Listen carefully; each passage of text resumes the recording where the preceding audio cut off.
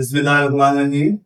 میں ملک انعام الرحمان الکاف education and scientific research academy کے پلیٹ فارم سے آپ سے مخاطب ہیں. آج ہم ایک بہت اہم موضوع پر ڈسکشن کرنے کے لیے یہاں پہ حاضر ہوئے ہیں.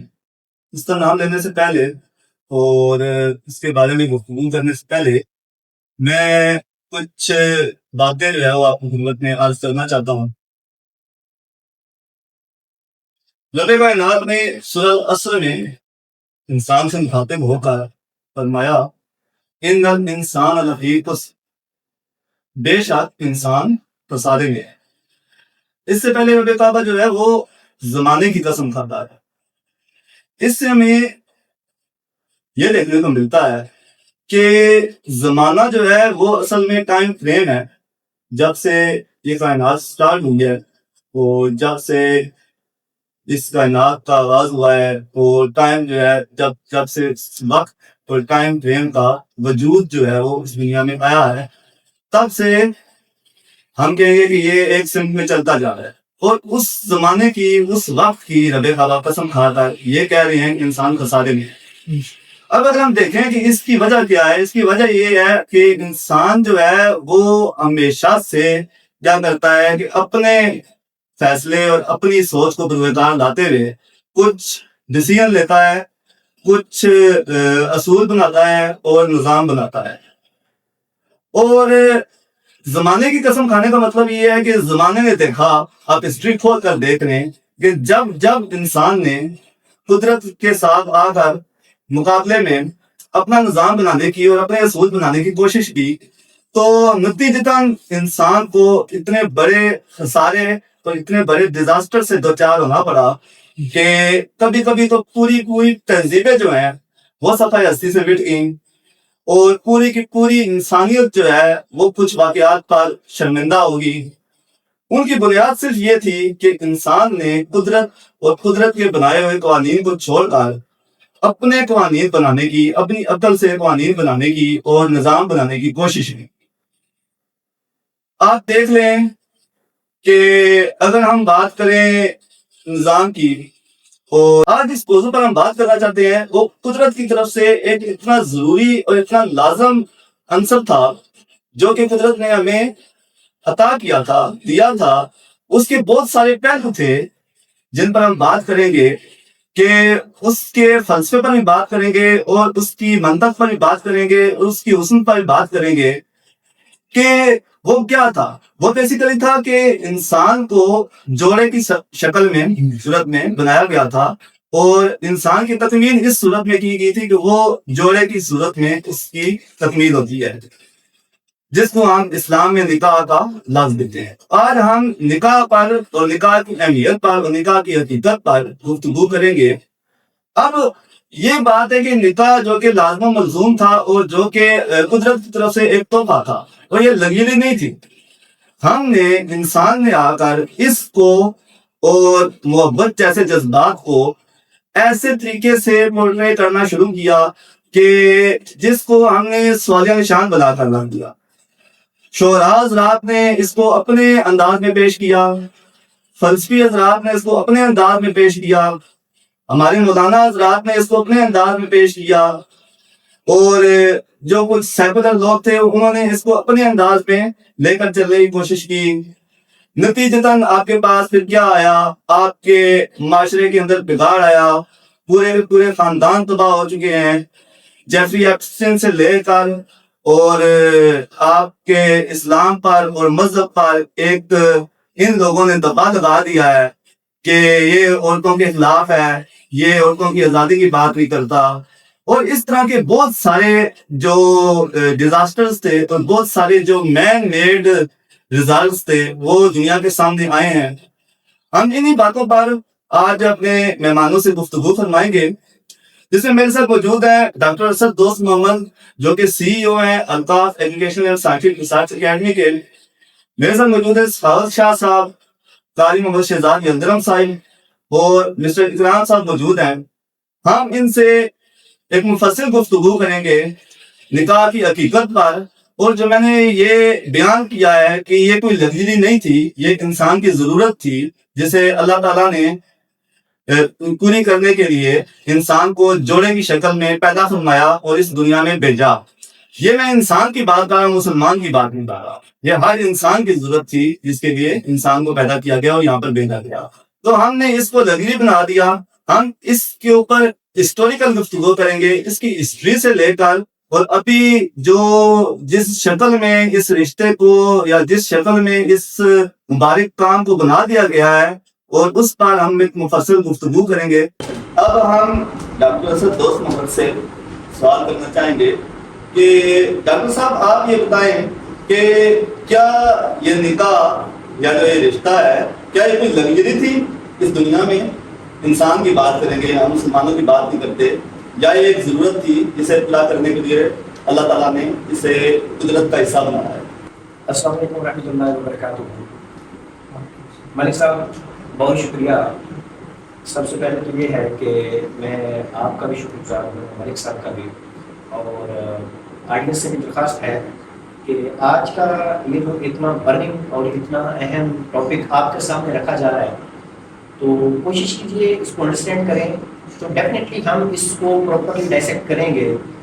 اس کو ہم ریلیجیس پوائنٹ آف ویو سے بھی دیکھیں گے، اس کو ہم سائنٹیفک یا سائیکولوجیکل پوائنٹ آف ویو سے بھی اسے ہم دیکھیں گے، اس کو ہم جو آپ کا اکنامک پوائنٹ آف ویو سے بھی ہم دیکھیں گے. انشاءاللہ اس پر بات چیت کریں گے. تو میں ٹائم ضائع کیے بغیر آتا ہوں اپنے سوال کی طرف. ملک صاحب کا سوال یہ تھا کہ آیا یہ جو نکاح ہے یہ ایک لگژری جو آپ کی ریکوائرمنٹ ہے وہ ہے، یا اس کا کوئی اور اللہ تعالیٰ کی ذات نے اس کا معنی رکھا ہے، اس کی حقیقت کچھ اور ہے؟ کیونکہ ہمارا ٹاپک بھی ہے کہ نکاح کی حقیقت. تو میں آپ کے سامنے اس کو بائیفرکیٹ کرتا ہوں، دو پارٹس میں اس کو میں بریک کرتا ہوں. سب سے پہلے تو آپ یہ دیکھیں کہ جو نکاح ہے اس سے جڑی کون کون سی چیزیں ہیں. اگر آپ اس کو دیکھیں کہ ایک میاں بیوی، یا اوکے نکاح سے پہلے کی چونکہ ہم بات کر رہے ہیں، تو ایک میل اور فیمیل ہے، ان میں ایک فطری جو جذبہ ہے، وہ ایک اٹریکشن اللہ تعالیٰ کی ذات نے رکھی ہے، اس کو آپ بالکل کلیئر کٹ ہم کہتے ہیں کہ ایک سیکشل اٹریکشن جو ہے وہ اللہ تعالیٰ کی ذات نے رکھی ہے. ایک تو کہانی یہاں پر یہ ہوتی ہے کہ ایک سیکشل اٹریکشن ہے، اس کو آپ یہ کہہ دیں کہ سیکشل نیڈ ہے میل اور فیمیل دونوں کی. اور اس کے بارے میں تو بہت سارے جو سائنٹسٹ ہیں ان کا بھی کہہ رہے ہیں، خیر دین تو اس کے بارے میں بڑی وضاحتیں کرتا ہے. تو ہر ایک کا یہ ماننا ہے کہ جو سیکشل نیڈز ہیں یہ پرائمری نیڈز میں سے ہیں، یعنی کہ انسانوں کی یہ پرائمری نیڈز میں سے ہیں سیکشل نیڈز.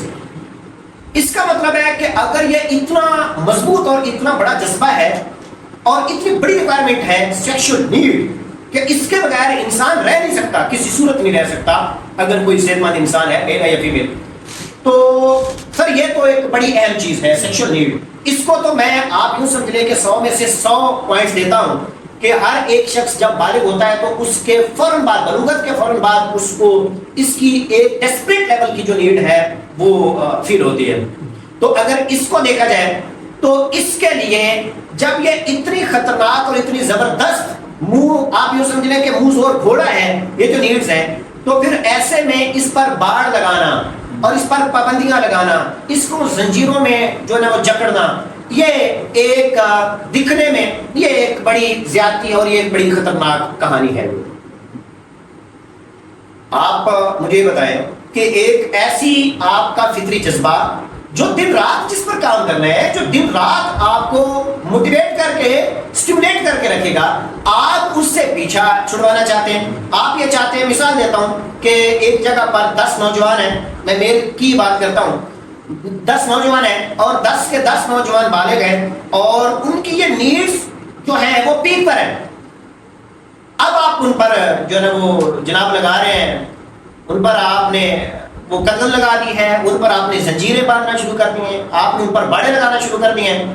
تو آپ یہ بتائیں یہ جو پرائمری نیڈ ہے یہ کہاں سے پوری ہوگی؟ یعنی کہ کیا وہ کہاں جائیں؟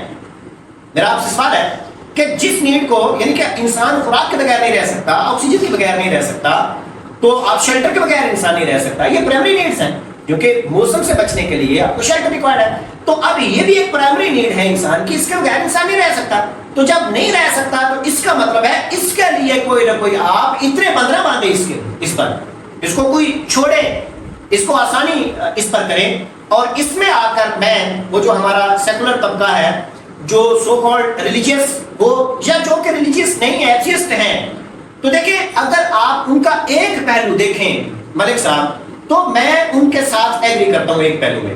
کیا ایگریمنٹ ہے؟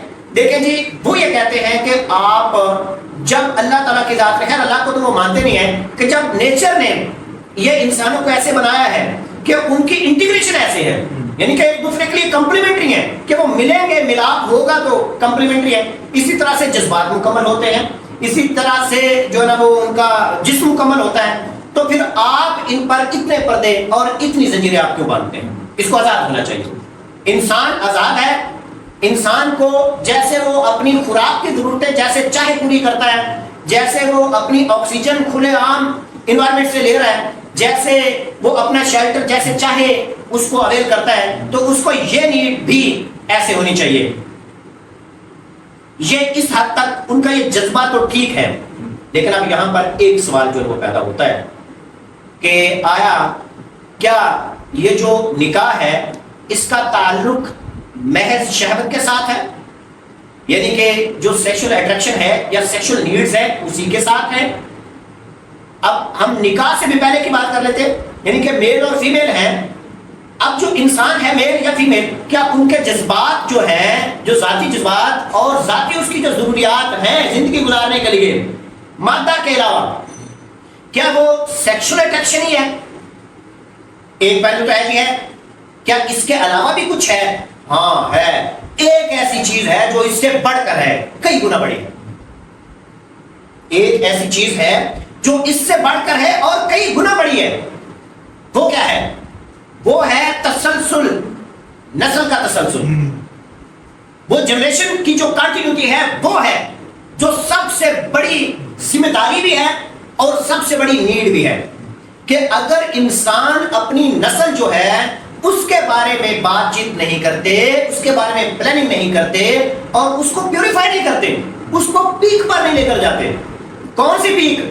کہ اس کو مکمل طور پر کیا کیا جائے، اس لیول پر ایڈریس کیا جائے کہ آپ کی آنے والی نسل اس کے ٹریٹس پیور ہونے چاہیے، ان کے آبجیکٹیوز کلیئر ہونے چاہیے، اور آپ کے اس مشن کو کہ جب آپ ایک انسان کائنات میں آتا ہے تو کائنات میں آتا ہے ایک مقصد کے لیے، یاد رہے کہ مقصد انسان کا اس تخلیق، انسان کی تخلیق کا مقصد ایک انسان کبھی پورا کر ہی نہیں سکتا، اس کے لیے نسلیں چاہیے، یعنی کہ آدم سے لے کر قیامت تک کی نسلیں چاہیے اسے پورا کرنے کے لیے، اسے ایڈریس کرنے کے لیے۔ تو مثال کے طور پر میں ہوں، میں اس دنیا میں آیا تو میں نے اپنے لیول کا کام، اپنی جو میری اس عمر کے بیچ میں ہے، جو میرے لائف سپین کے بیچ میں میرے کام ہے، ان کو تو میں نے ایڈریس کیا، ان کو تو میں نے پورا کیا، اگر میں ایک اچھا انسان ہوں۔ ادروائز تو کتنے انسان ہیں جن کو یہی پتا کہ آنے کا مقصد کیا ہے۔ اب یہ بتائیں کہ میرے بعد یہ جو ایک لائن کھینچی گئی ہے آدم سے لے کر مجھ تک، تو کیا یہ لائن یہاں سے کٹ ہونی چاہیے یا اس لائن کو قیامت تک کے لیے ہم نے آباد کرنا ہے؟ یہ جو لائن چلتی ہے، یہ جو نسل کی کنٹینیوٹی ہے، یہ اصل کہانی ہے۔ سب سے بڑا سوال یہ ہے، اس کا مطلب ہے کہ یہ دو الگ چیزیں ہوں گے، یہ دو الگ چیزیں ہیں، ایک تو سیکشل نیڈز اور ایک وہ کہ جس کو آپ نے کنٹینیو کرنا ہے۔ اب میں اس پر ایک تیسری بات لے کر آتا ہوں جو ان دونوں کو کہیں پر ملائے گی، کیونکہ وہ ملنا بھی بہت ضروری ہے۔ وہ یہ ہے کہ آپ دیکھیں کہ سیکشل نیڈز پوری کرنی ہے، ڈیفینیٹلی کرنی، اسے تو کوئی اختلاف نہیں کر سکتا، اور آپ کا یہ جو نیچرل سلیکشن کا جو معاملہ ہے، جو لائن کو آپ نے کنٹینیو کرنا ہے، یہ جو آپ کا ایک شجرہ ہے جو چلتا جا رہا ہے، جو آدم تک جانا چاہیے، سب سے اہم چیز یہ ہے۔ ملک صاحب میں ہمیشہ کہتا ہوں کہ آپ کو پتا ہے کہ انسانوں میں سب سے اہم انسان کون ہوتا ہے؟ جو بھی پیدا نہیں ہوا، یعنی کہ آنے والی نسل۔ اگر کوئی انسان یہاں پر بیٹھا میری اس بات کو سمجھ رہا ہے، اس کو اس چیز کا پتا ہوگا کہ میں اور آپ پیدا ہو گئے، ہم ایک ایسے انوائرمنٹ میں، ہمیں جو بھی ملا اب ہمیں اس سے جینا ہے۔ اصل کہانی یہ ہے کہ آپ کی آنے والی نسل کیا کرے گی، تو سب سے قیمتی جو چیز کیا ہوتی ہے وہ آنے والی نسل ہوتی ہے۔ تو جب آپ نے وہ آنے والی نسل جو سب سے قیمتی ہے، تو آپ نے اس کے لیے کیا چننا ہے، وہ بڑی کیئرفل چیز ہونی چاہیے۔ وہاں پر پھر نہ کوئی یہ لگژری آئٹم ہے، نہ اس کے ساتھ لگژری کا کہیں پر کوئی تعلق ہے، یعنی کہ آپ اب آتے ہیں، میں چونکہ اپنی بات کو مکمل کر دیتا ہوں، اگر آپ مجھے 1-2 منٹ دیں، آتے ہیں اب چونکہ ہم نے بات کر لی کہ جو اس کی نیڈز ہیں. اب نکاح ہوتا ہے ایک میل اور فیمیل کا, یعنی کہ میاں بیوی وہ بنتے ہیں. اب یہ بتائیں کہ اس کے لیے تو ان کے اوپر بہت بڑی بڑی ذمہ داریاں آ رہی ہیں, اور وہ ان کا اپنا پرسنل معاملہ ہے. ان دونوں کی وہ نیڈز بھی پوری ہو رہی ہیں, اور اصل جو ان کے اوپر اپلیکیشن ہے, جو ان کے اوپر ایک وزن ہے, جو ایک بھار ہے, جو ایک بہت بڑی ذمہ داری, ڈیوائن ذمہ داری جو ہے, رسپانسبلٹی ہے, وہ ہے ان کا. اب ان کو چاہیے کہ وہ اس کو پراپر پلان کریں, اور یاد رہے یہ پری پلاننگ ہونی چاہیے, اور اس کا لگژری کے ساتھ کوئی تعلق نہیں ہے. کیوں نہیں ہے, اس کی وجہ سن لیں. یاد رہے کہ جب انسان لگژری کی طرف جاتا ہے تو اس کا مطلب ہے کہ اس میں خواہشات یا تو ہیں بے جا خواہشات, یا لگژری کے ساتھ اس میں بے جا خواہشات آ رہی ہیں. تو جب بے جا خواہشات انسان میں آتی ہیں, یاد رہے جس شخص میں بے جا خواہشات آنا شروع ہو جاتی ہیں, اس کا مطلب ہے کہ اس کا مقصد جو ہے وہ دھندلا پڑتا جا رہا ہے. خواہشات بڑھتی جائیں گی اور مقصد جو نمایاں پڑتا جائے گا, اور ایک وقت ایسا آئے گا کہ مقصد کہیں گم ہو کر رہ جائے گا. یعنی کہ مقصد کیا تھا کہ پیورٹی کے ساتھ, ایمانداری کے ساتھ, بڑا کیئرفلی سلیکشن کے ساتھ آپ نے اپنی آنے والی نسل کو, آپ نے اس کے جینز بھی چوز کرنے ہیں اور اس کے ٹریٹس کو بھی آپ نے کرنا ہے, اس کے لیے انوائرمنٹ بھی آپ نے بنانا ہے. جب آپ کے اوپر اتنی بڑی ذمہ داری ہے تو پھر اس کا مطلب ہے کہ آپ کا جو بہت بڑا مقصد ہے. تو مقصد ہمیشہ یاد رہے ان لوگوں کا ہوتا ہے جن کی لگژری نہیں ہوتی. جب آپ نے ان چیزوں کو لگژری کے ساتھ جوڑ دیا تو خواہشات آنا شروع ہوگی. خواہشات نے انسان کا, یعنی کہ نکاح کا یہ جو اصل مقصد تھا, ایک فیملی سسٹم, ایک انسٹیٹیوٹ جو کہ بنتا ہے. یاد رہے اس دنیا میں اگر میں آپ سے پوچھوں یا میں آپ کو بتاؤں کہ جی دنیا میں سب سے قیمتی ترین انسٹیٹیوٹ کون سا ہے, یونیورسٹی, مدرسہ, کالج, اسکول, نتھنگ. فیملی کا نظام, میاں بیوی کا جو انسٹیٹیوٹ ہے سب سے قیمتی وہ انسٹیٹیوٹ ہے, چونکہ سارے بیج وہاں پر لگ رہے ہیں اور کمپلین وہاں پر پھوٹ رہے ہیں, اصل آبیاری وہاں پر ہونی ہے. آپ نے اس کو, اس ذمہ داری کو سمجھے نہیں ہے, آپ نے اس فیملی سسٹم کو, اس انسٹیٹیوٹ کو کبھی اس کی اہمیت دی نہیں ہے. تو جب ان کے پاس اتنی بڑی بڑی خواہشات ہیں, اپنی لگژریز کو پورا کر رہے ہیں, تو وہ کس لیے وہ یہ اس انسٹیٹیوٹ کی وہ جو ایک مصیبت اس کو کیوں پالیں, وہ کس بیس پر وہ پالیں. اگر تو آپ نے, ہمارے علماء نے نکاح کے اس مسئلے کو ایڈریس نہ کیا کہ اب یہ چونکہ یہ سیکشن نیڈ ہے, اس کو کس ٹائم پر ہونا چاہیے, اس کے بارے میں بتایا جائے کس ٹائم پر ہونا چاہیے. اگر یہ نہیں بتاتے, اس پر آپ لگاتے جائیں گے, آپ اس پر ہرڈلز لگاتے رہیں گے, تو اس کا مطلب ہے کہ آس پاس کے جو دوسرے ذرائع ہیں اس کے ذریعے سے اس کو پورا کیا جائے.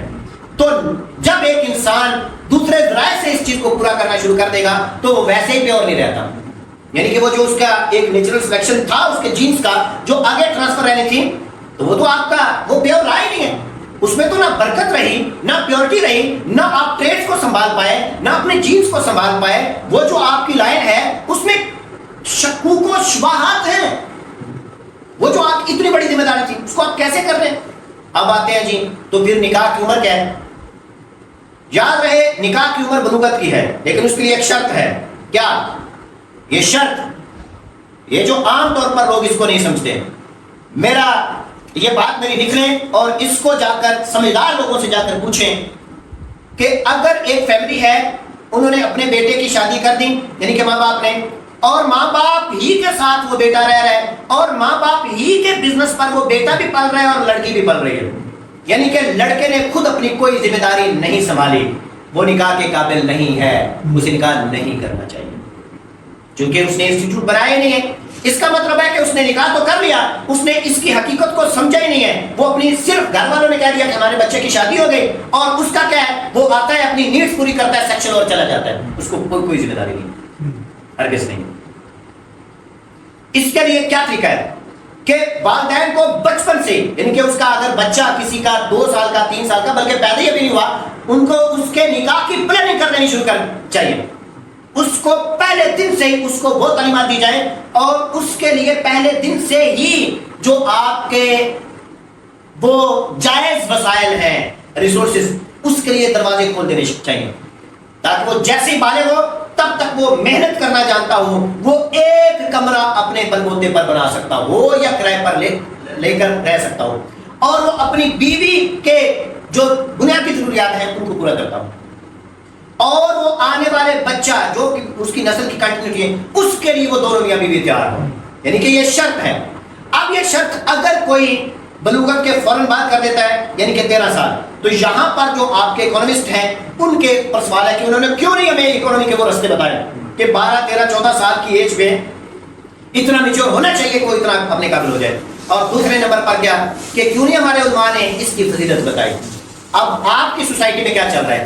آپ کی سوسائٹی میں یہ چل رہا ہے کہ 22 اور 24 سال کی عمر میں تو جا کر جناب آپ کا بی ایس ہو رہا ہے، تو بی ایس کا مطلب ہے تب تک آپ کے سارے لڑکے اور لڑکیاں، اب میں زیادہ سخت الفاظ یوز کروں، وہ ہجڑے ہیں، نہ لڑکیاں لڑکیاں نہ لڑکے تو خود برگر کے لیے اپنے ماں باپ سے پیسے مانگ رہے ہیں۔ 24 سال کی ایج، آپ بتائیں انسان بالغ ہوتا ہے 12 سال کی ایج میں، اور 24 سال کی ایج یعنی کہ 12 سال کا آپ نے اتنا گیپ دے دیا، یہ بتائیں وہ 12 سال کی اس کی سیکشن نیڈز کدھر گئے؟ یا تو آپ نے اس کو دبا کر اس کو ویسے انسان نہیں رہنے دیا، تو یار وہ کہیں اور منہ مار رہا ہے، جب کہیں اور منہ مار رہا ہے تو آپ بتائیں آپ کے جینس کیسے وہ پیور ہوں گے؟ لہذا آپ کو بندوبست کرنا ہوگا۔ یہ میں کیوں کہہ رہا تھا کہ جیسے ہی ایک میاں بیوی کی شادی ہوتی ہے، بجائے اس کے کہ اپنے لگژریز میں کھوئیں، ان کو تو پہلے دن ہی اس کی تیاری کرنا شروع کر دینی چاہیے کہ جو ان کے گھر میں جو آئے گا اس کے لیے انہوں نے کیا کرنا ہے، اس کے لیے بزنس پلان کرنا شروع کر دیں۔ لیکن یہاں پر اگر آپ مجھ سے دین کے رو سے کہیں تو دین کی رو سے صرف اتنا بزنس، اتنا پیسہ، سبسٹینشیل لیول یعنی کہ زندہ رہنا ہے، بس ایک مکان ہو جس میں آپ سر چھپا لیں، اتنی شرط ہے، اس کے علاوہ کوئی اور شرط نہیں۔ آپ کے تن پر کپڑے ہونے چاہیے، آپ کے پاس اتنا نوالے ہو کہ زندہ رہیں، صحت مند زندگی آپ گزار سکیں، بس اس کے بعد تو سارے کا سارا مقصد ہے۔ اب یہ بتائیں کہ یہ تھی وہ ساری کہانی۔ اب آپ ان میں سے کسی ایک ایلیمنٹ کو بھی آپ سائڈ پر کریں گے، سیکشن نیڈ کو اگر آپ اوور لک کریں گے تب بھی ڈیزاسٹر ہے، اور اگر آپ اس کی جو نکاح کی اور فیملی سسٹم کی جو حقیقت ہے اس کو اوور لک کریں گے تو بھی ڈیزاسٹر ہے۔ اٹس اوور فرام جزاک اللہ۔ ڈاکٹر اسد صاحب نے بہت ہی پسند فرمائی ہے، تو میں ڈاکٹر صاحب نے جو بات کی ہے اسی میں سے یہ سوال جو ہے وہ میرے ذہن میں آ رہا تھا، اور ہمارے برادر قاری محمد شہزاد صاحب جو ہیں وہ بھی یہاں پہ موجود ہیں۔ تو ڈاکٹر صاحب نے ایک پوائنٹ اٹھایا تھا کہ لگژری اور جس میں سیکشل نیڈ اور فیملی سسٹم، یہ 2 پوائنٹ ڈاکٹر صاحب نے ریز کیے تھے۔ اب اس میں 2 طرح کے ہمارے پاس طبقے آ جاتے ہیں کہ ایک تو وہ طبقہ ہے کہ جو کہتا ہے کہ سیکشل نیڈز جو ہیں وہ بیسک نیڈز میں سے ہیں، ان کو ویسے ہی پورا ہونا چاہیے جیسے ہم باقی نیڈز پوری کرتے ہیں۔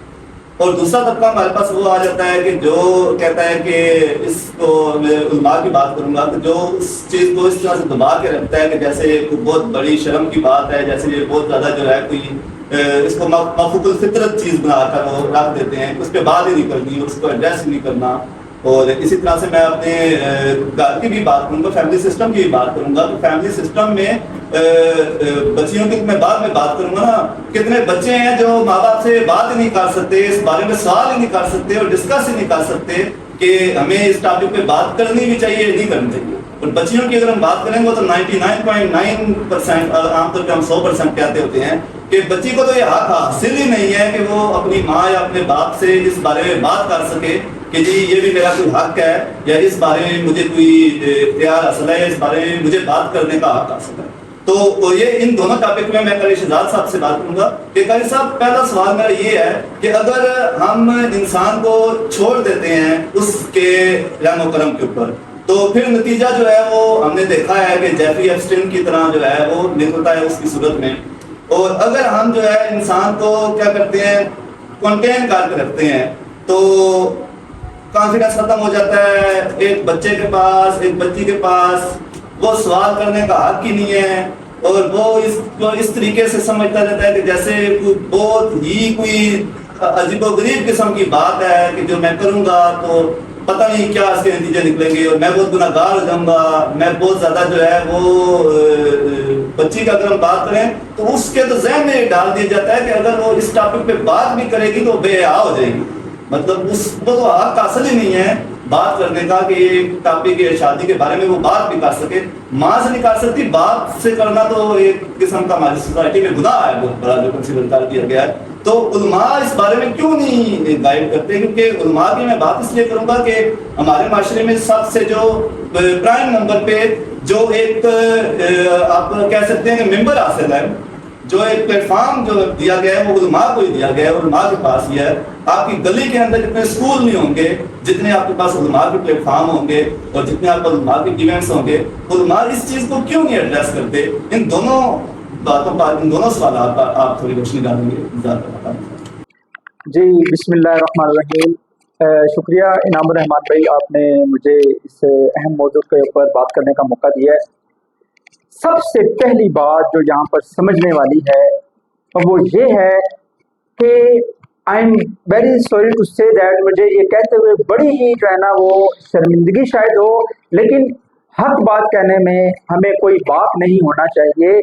سب سے پہلی چیز یہ ہے کہ یہ جو نکاح کا ادارہ جو اللہ رب العالمین نے, جو اس کائنات کا خالق مالک رازق ہے, جو اس نے اس اپنی مخلوق کو عطا کیا ہے, اس ادارے کے اوپر, اور اگر آپ قرآن اور سنت کی بات کریں, بالخصوص نبی کریم علیہ الصلوۃ والسلام کی حیات طیبہ کی بات کریں, تو آپ کو اس کے اوپر اتنا بڑا مواد ملے گا, اتنا بڑا مواد ملے گا کہ بندے کی عقل دنگ رہ جاتی ہے. اس کی بنیادی وجہ یہ ہے کہ جیسے ڈاکٹر صاحب نے یہ بات کی اور بڑی اچھی اس طرف توجہ دلائی کہ یہ انسان کی بنیادی ضرورتوں میں سے ہے. یاد رکھیں, جس طریقے سے کھانا میری بنیادی ضرورت ہے اور ماں باپ اس کے لیے انتظام کرتے ہیں بچے کا, پانی جس قدر میرے لیے ضرورت ہے, نیند جس قدر میرے لیے ضرورت ہے, اسی طریقے سے اللہ رب العالمین نے یہ جو انسان کے اندر جو سیکسول ڈیزائرز رکھی ہیں, یہ ایک عمر کے بعد جو اللہ رب العالمین نے بلوغت کی عمر رکھی ہے, اس میں انسان کی یہ بیسک نیڈ شروع ہو جاتی ہے. اب یہ دیکھیں کہ اتنی بڑی یہ چیز اللہ رب العالمین نے رکھی ہے, اور اس کو اللہ رب العالمین نے پھر اتنے خوبصورت انداز سے ایڈریس کیا ہے. آپ اندازہ لگائیں اس چیز کو, آپ نکاح کا فلسفہ بھی سمجھ لیں, یا آپ اس چیز کو بڑے اچھے طریقے سے سمجھنے کی کوشش کریں کہ آج ہم دنیا میں ہیں, دنیا کے اندر بعد جا کے مریں گے, قبر میں جائیں گے, اللہ تعالیٰ ہم سب کو شہادت کی بہت نصیب فرمائے. قبر میں جائیں گے, قبر کے بعد پھر پتہ نہیں کب تک قبر میں رہیں گے, پھر ہم نے حشر میں جانا ہے, پھر اس کے بعد جنت اور جہنم کا فیصلہ ہے. جنت انسان کی پیک ہے, جنت الفردوس کی ایک بات, وہ اس کا ایک آخری ٹھکانہ ہے. وہ اللہ رب العالمین نے سیدنا آدم علیہ السلام کو پہلے دن دے دیا, لیکن آپ دیکھیں کہ سیدنا آدم علیہ السلام جنت میں رہ رہے ہیں, لیکن اس کے باوجود ان کا دل نہیں لگ رہا. اور اللہ رب العالمین جانتے ہیں کہ میرے آدم کا دل کیوں نہیں لگ رہا, تو اللہ رب العالمین نے سیدنا آدم علیہ السلام کی پسلی سے پھر سیدہ اما حوا علیہ السلام کو پیدا کیا. سمجھے اس بات کو کہ یہ کتنی بڑی ضرورت تھی سیدنا آدم علیہ السلام کی. اور جب سیدنا آدم علیہ السلام کو جب انہوں نے وہ اپنی شکل و صورت کا لیکن ایک تھوڑا سا ڈفرینٹ روپ دیکھا, تو روایات میں آتا ہے کہ سیدنا آدم علیہ السلام اس کی طرف ایسے لپکے جیسے لپکنے کا حق ہے. کیا یہ ان کی فطرت کے اندر جو چیز تھی جو اللہ رب العالمین دیکھ رہے تھے, لیکن اللہ نے کہا او آدم تھوڑا ٹھہر جا, صبر کر. پھر اس وقت اللہ نے خود ان کا نکاح پڑھایا, اور اس کے بعد وہ جو ان کی جو سیکسول ڈیزائر تھی وہ اللہ تعالیٰ نے جنت, پھر آدم علیہ السلام کا جا کے جنت میں دل لگا. یہ سب سے پہلی بات, اس کو سمجھیں. اس کے بعد اب آگے چلتے ہیں, ہم آج معاشرے کی بات کرتے ہیں. سر آپ نے مجھے کہا کہ علماء کرام, میں بالکل اس بات کو سمجھتا ہوں کہ وہ ذمہ داری اس نکاح کے معاشرے کو قائم کرنے کے لیے جو علماء کرام کی ذمہ داری تھی وہ انہوں نے نہیں پوری کی. Very sorry to say that, بے شک میرا تعلق اپنے علماء کرام کے ساتھ ہے, ہمارے علماء کرام ہمارے سروں کے تاج ہیں, ہم کسی اور کی طرح ان کو ٹارگٹ نہیں کریں گے, ان کو نشانہ نہیں بنائیں گے, نشانہ تضحیق نہیں بنائیں گے, صرف اس وجہ سے کہ وہ وارث ہیں نبی علیہ الصلوۃ والسلام کی جو ہے نا وراثت کے. لیکن یہاں پر وراثت کا یہ مطلب ہے کہ جتنے بڑے وہ وارث ہیں اتنی بڑی ان کی رسپانسبلٹی بھی ہے, اتنی بڑی ان کی ذمہ داری بھی ہے. لیکن آج میں بصد احترام یہ کہتا ہوں کہ علماء کرام آپ نے اپنی ذمہ داری کو پورا نہیں کیا, آپ نے اپنی ذمہ داری کو ادا نہیں کیا. آپ نے نکاح کا وہ خوبصورت منظر, نکاح کا وہ آسانی, نکاح کی وہ خوبصورتی جو محمد رسول اللہ صلی اللہ علیہ وسلم نے as a prophet, as a نبی, ایز اے خاتم النبیین, خاتم الانبیاء, جو اس پوری کائنات کے لیے جو ایک اسوہ چھوڑا, ایک نمونہ چھوڑا, آج ہم نے اس کو ایڈریس نہیں کیا, آج ہم نے اس کو لوگوں کو بتایا نہیں. اور اس کے ساتھ ساتھ دوسری ذمہ داری جو میں سمجھتا ہوں کہ وہ والدین کی ہے. میں یہاں پر بھی بڑی سخت بات کہوں گا, والدین جن کا نکاح ہو رہا ہے उनको पता ही नहीं है कि मेरा इस मर्द के साथ निकाह होने लगा है, माँ और बाप जो उसके माँ बाप हैं। आप सच्ची बात है, कौन सी वो माँ है जो अपनी बेटी को ये चीजें बता रही है कि बेटा वो तेरा खामद है। पिछले दिनों एक जगह पर बात हो रही थी, मैं नाम नहीं लेता, बहुत बड़ा एक मजमा था, एक बड़े ही हमारे जो है वो उसके अंदर एक मशहूर मशहूर शख्सियत है, उन्होंने सामने यूनिवर्सिटी लेवल के बच्चे बैठे हुए हैं, उन्होंने कहा कि मैं तुम्हारा निकाह कराऊंगा। निकाह को एड्रेस कर रहे थे, उन्होंने कहा मुझे सिर्फ इतना बता दो कि 4 जो तुम्हारी जिम्मेदारियां या 4 जो तुम्हारी रिस्पॉन्सिबिलिटीज है या 4 तुम्हारे जो हकूक है बीवी के, वो तुम मुझे यहाँ पर बैठ के बता दो। इतना बड़ा यूनिवर्सिटी के लेवल के अंदर बैठे हुए बच्चे, किसी एक बच्चे ने वो बीवी के 4 हुकूक नहीं बता सके। कैसे आप एड्रेस करेंगे इस चीज को?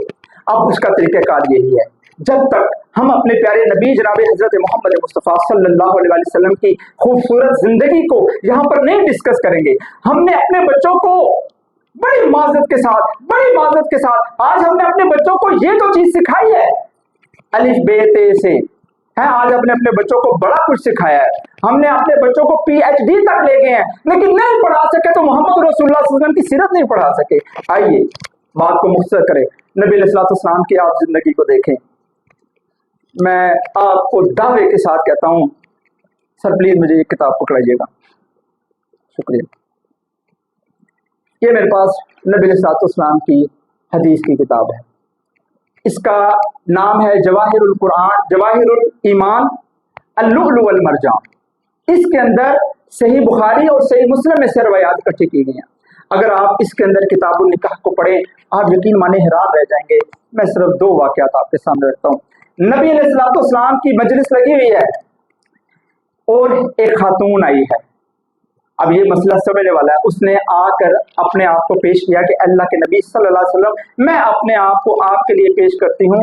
और ये इस्लाम के अंदर सूरत जो है अल अहज़ाब के अंदर आप ये आयत मुबारका देखें, या सूरत नूर के अंदर, मुझे थोड़ा सा कंफर्मेशन नहीं हो रही, सूरत नूर के अंदर अल्लाह ताला ने अपने नबी सल्लल्लाहु अलैहि वसल्लम को ये फरमाया है कि ए नबी, जो औरत अपने आप को आपके लिए हिबा कर दे उससे आप निकाह कर सकते हैं। ये खासुल खास नबी करीम सल्लल्लाहु अलैहि वसल्लम का हक है, इसको समझना है बात को। अब ये नहीं होगा कि कोई भी औरत किसी के लिए भी अपने आप को पेश कर सकती है, ये खास चीज थी मोहम्मद रसूलुल्लाह सल्लल्लाहु अलैहि वसल्लम के लिए, उसके बाद ये चैप्टर क्लोज है, ये किसी और के लिए नहीं हो सकता। ये बात को समझना है।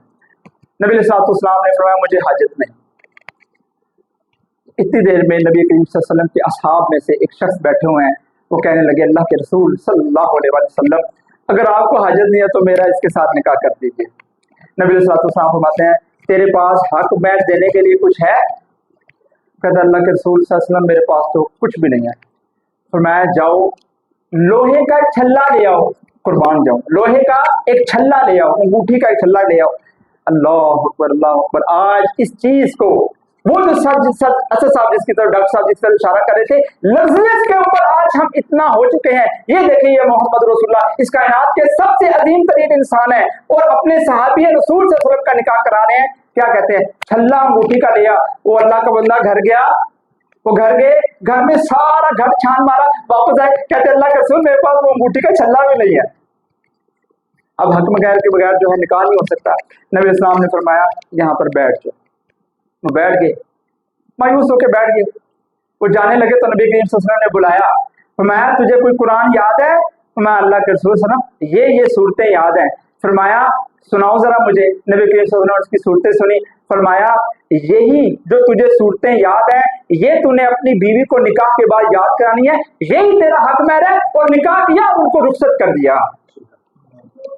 ये था इस्लाम। कितना खूबसूरत, कितना खूबसूरत ये अल्लाह के नबी। फिर नबी करीम सल्लल्लाहु अलैहि वसल्लम ने अपनी जिंदगी में 13 निकाह किए हैं। कितने? 13 निकाह। आप सारे निकाहों की हिस्ट्री उठा के देख लें।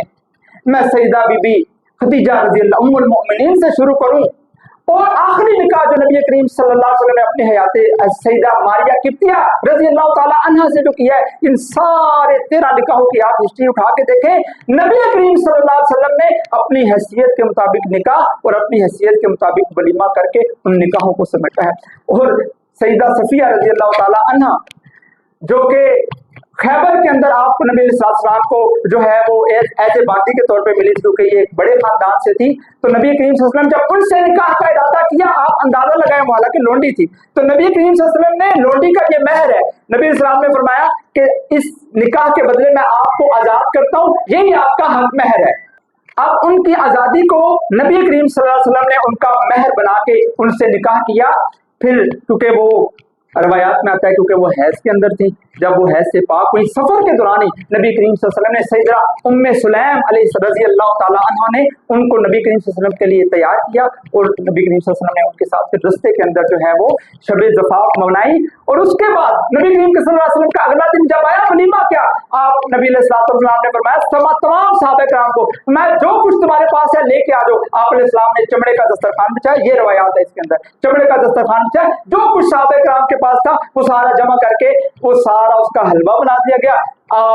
सारे सहाबा किराम ने फरमाया यही मेरा जो है ना वो वलीमा है। अल्लाह अल्हम्दुलिल्लाह, माशाअल्लाह। ये वो निकाह था जो मोहम्मद रसूलुल्लाह ने इतना एहसान किया, लेकिन आज हमने इस निकाह को इतना मुश्किल कर दिया सर, सॉरी मैं थोड़ा सा जज्बात, आज हमने निकाह को इतना मुश्किल कर दिया सर, इनाम साहब, सर डॉक्टर साहब, इकराम साहब और सखावत साहब, आज हमने निकाह को इतना मुश्किल कर दिया कि आज जिना आसान हो चुका है।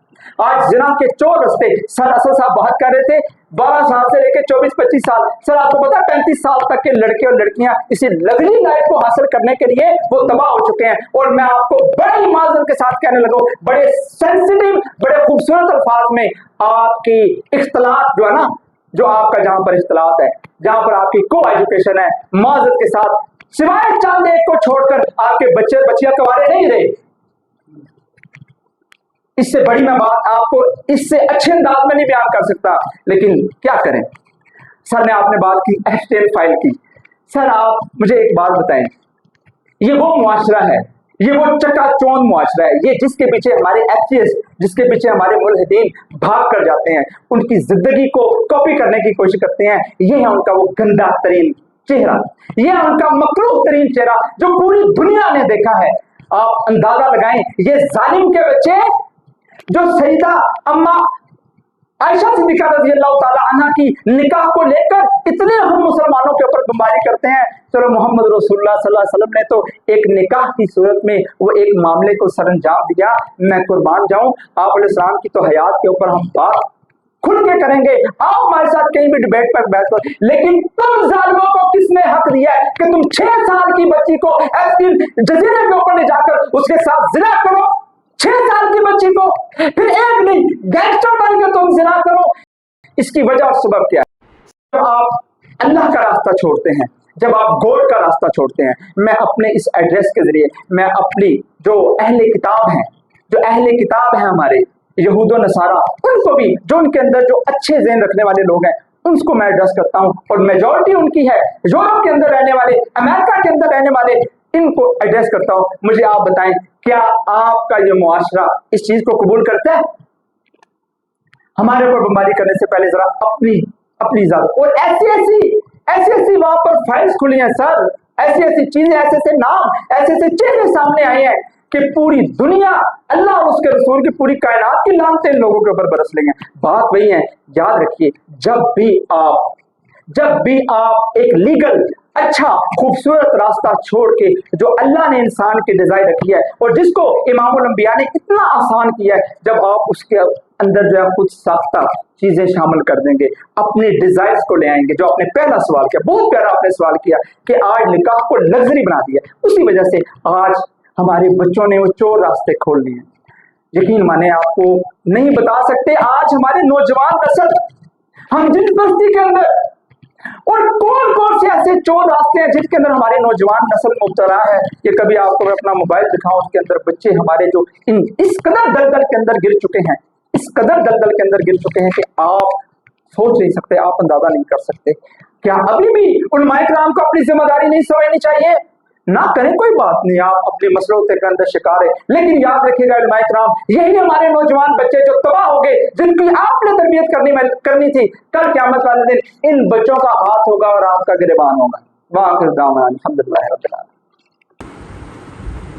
माशाअल्लाह, काजी साहब ने बहुत अच्छे तरीके से एड्रेस किया है کہ ہم جب بھی نیچر کو چھوڑ کر، قدرت کو چھوڑ کر اپنے عقل سے اپنے بنائے ہوئے قوانین کی پیروی کریں گے تو ان کا نتیجہ سوائے ڈیزاسٹر کے اور کچھ بھی نہیں ہوگا۔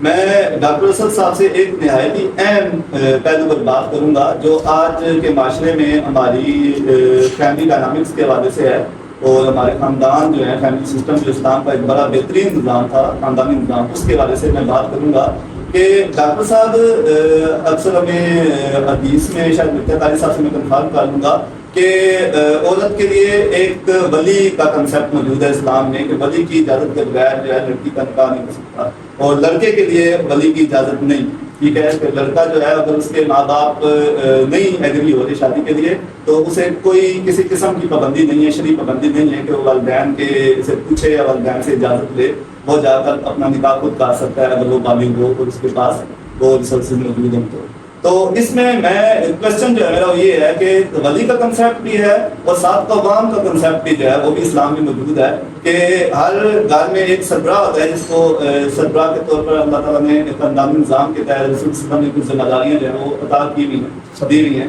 تو اب اس میں آپ کس طرح سے اس کو ایڈریس کریں گے کہ میں نے تو جہاں پہ دیکھا ہے، میں اپنے ایکسپیرینس سے بتا سکتا ہوں کہ ہمارے جو فیملی سسٹم ہے اس میں قوام خدا بن گیا ہے چھوٹا سا، ٹھیک ہے، تو اس کو آپ کس طرح سے ایڈریس کریں گے کہ فار ایگزامپل اگر ولی جو ہے وہ اپنی بدماشی کے اتر ہے، معذرت کے ساتھ یوز کرنا پڑ رہا ہے کیونکہ ہم دیکھ چکے ہیں اپنے معاشرے میں، اپنی بدماشی پر اتر آیا ہے، وہ لڑکے کا بھی ولی بن چکا ہے، وہ لڑکی کا بھی ولی بن چکا ہے، اور اس نے سب کچھ جو ہے وہ اپنے ہاتھ میں لے لیا ہے، تو اب اس کو صرف وہی قرآن سمجھ آتا ہے، اس کو صرف اولاد کے حقوق کی سمجھ آتے ہیں، اس کی غیرت بھی صرف اسی ایک کی بات پہ جاتی ہے کہ اولاد کی حقوق جو ہیں وہ بہت ہیں، والدین کے سامنے بات نہ کرو، مجھے قرآن نے یاد کیا، مجھے اسلام نے یاد کی ہے۔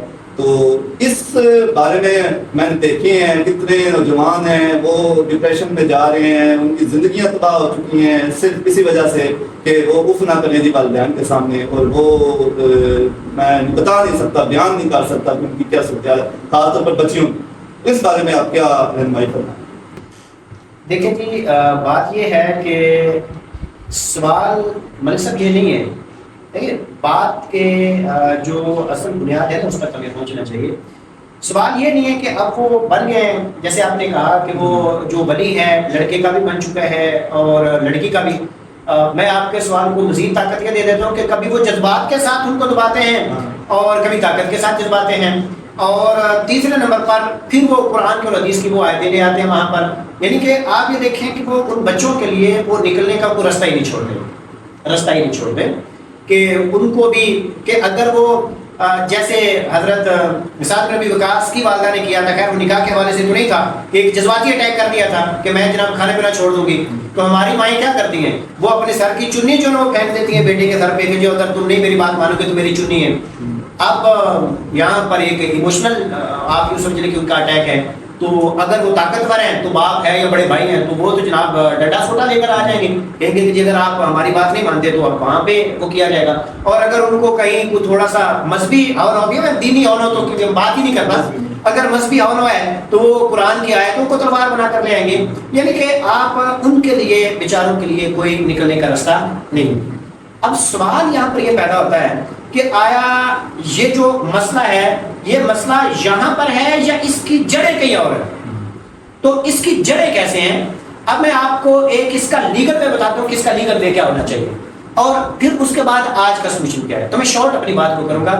اس کا لیگل وے یہ ہے کہ آپ کو پتا ہے کہ دین تو آیا ہی سوسائٹی کے لیے، ایک نظام لے کر آیا، تو جو دین کا نظام ہے اس میں جو سب سے بڑا سربراہ ہوتا ہے پوری اس ملک یا اس آپ یہ سمجھ لیں کہ اس قوم کا جو سربراہ ہے وہ ماں باپ نہیں ہوتے، وہ خلیفہ ہوتا ہے، اور خلیفہ کے جو ریپرزینٹیٹو ہوتے ہیں وہ کون ہوتے ہیں؟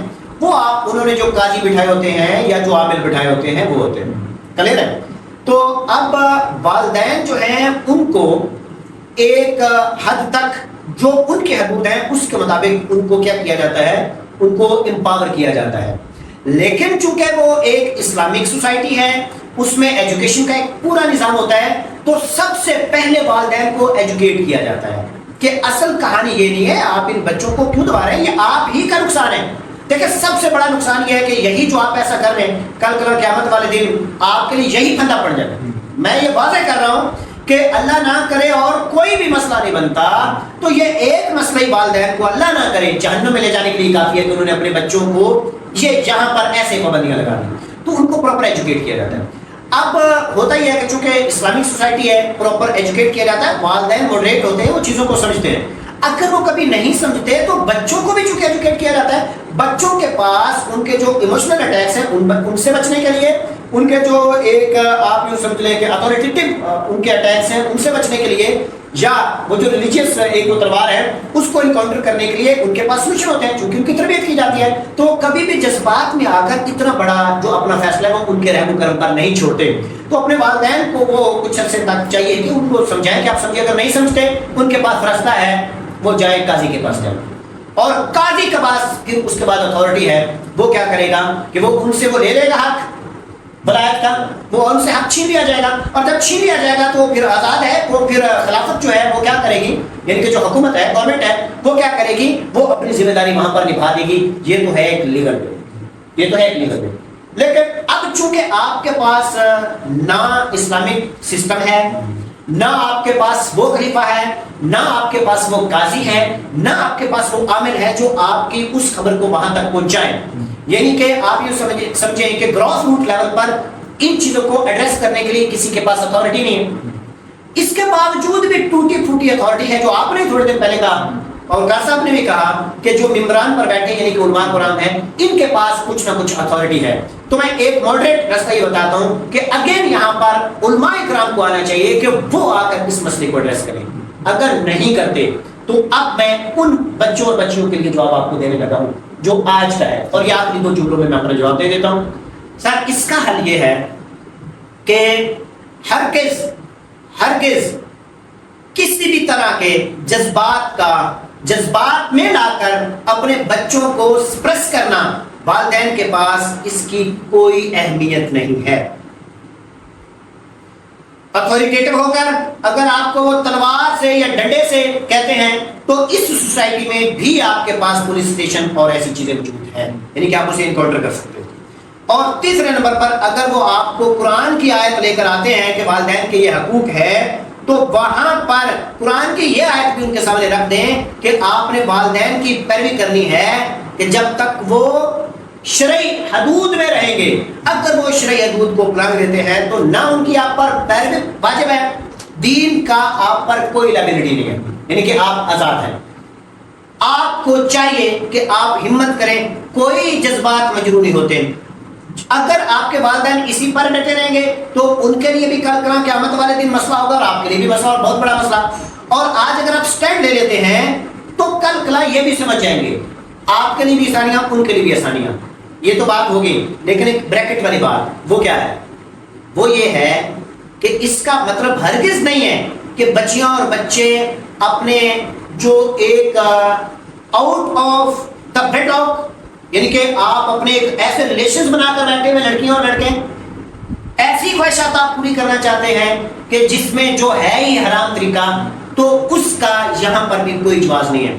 وہاں پر آپ سمجھیں, اگر آپ نہیں سمجھتے تو ملک صاحب پھر آپ سے درخواست ہے, جو کہ آپ لوگ ایجوکیشنسٹ بھی ہیں, تو سر یہ جو نسل آپ کی چل رہی ہے اس کے ساتھ جو ہو رہا ہے اس کو وہاں پر کچھ حد تک کریکٹ آپ کر سکتے ہیں, لیکن خدا را جو آنے والی نسل ہے اس کے لیے وہی راستے کھولے جو پہلا آپشن آپ کو دیا تھا, کہ آپ وہی اسی ٹریک پر ان کو ایجوکیٹ کریں تاکہ اس مسئلے کو ہم جڑ سے ہی ایڈریس کر سکیں, اس مسئلے کو ہم جڑ سے ہی ایڈریس کر سکیں. تو یہ 4 پہلو آپ کے سامنے میں نے رکھے اس کے, تو وہ یہی ہیں. جزاک اللہ. جزاک اللہ ڈاکٹر صاحب نے. میں اب مائک جو ہے وہ اکرام صاحب کے حوالے کرتا ہوں. اکرام صاحب ماشاء اللہ ہمارے یہاں پہ آئی ٹی ایکسپرٹ ہیں, اور ان کی بھی بہت اچھی پروفائل ہے, اور وہ بھی ایجوکیشن پہ اس مقصد میں ہمارے ساتھ کام کر رہے ہیں. تو وہ کچھ سوالات کریں گے قاری صاحب سے بھی اور باقی ٹیم ممبر سے. میں اکرام صاحب سے ڈائریکٹ کرتا ہوں. بسم اللہ الرحمن الرحیم.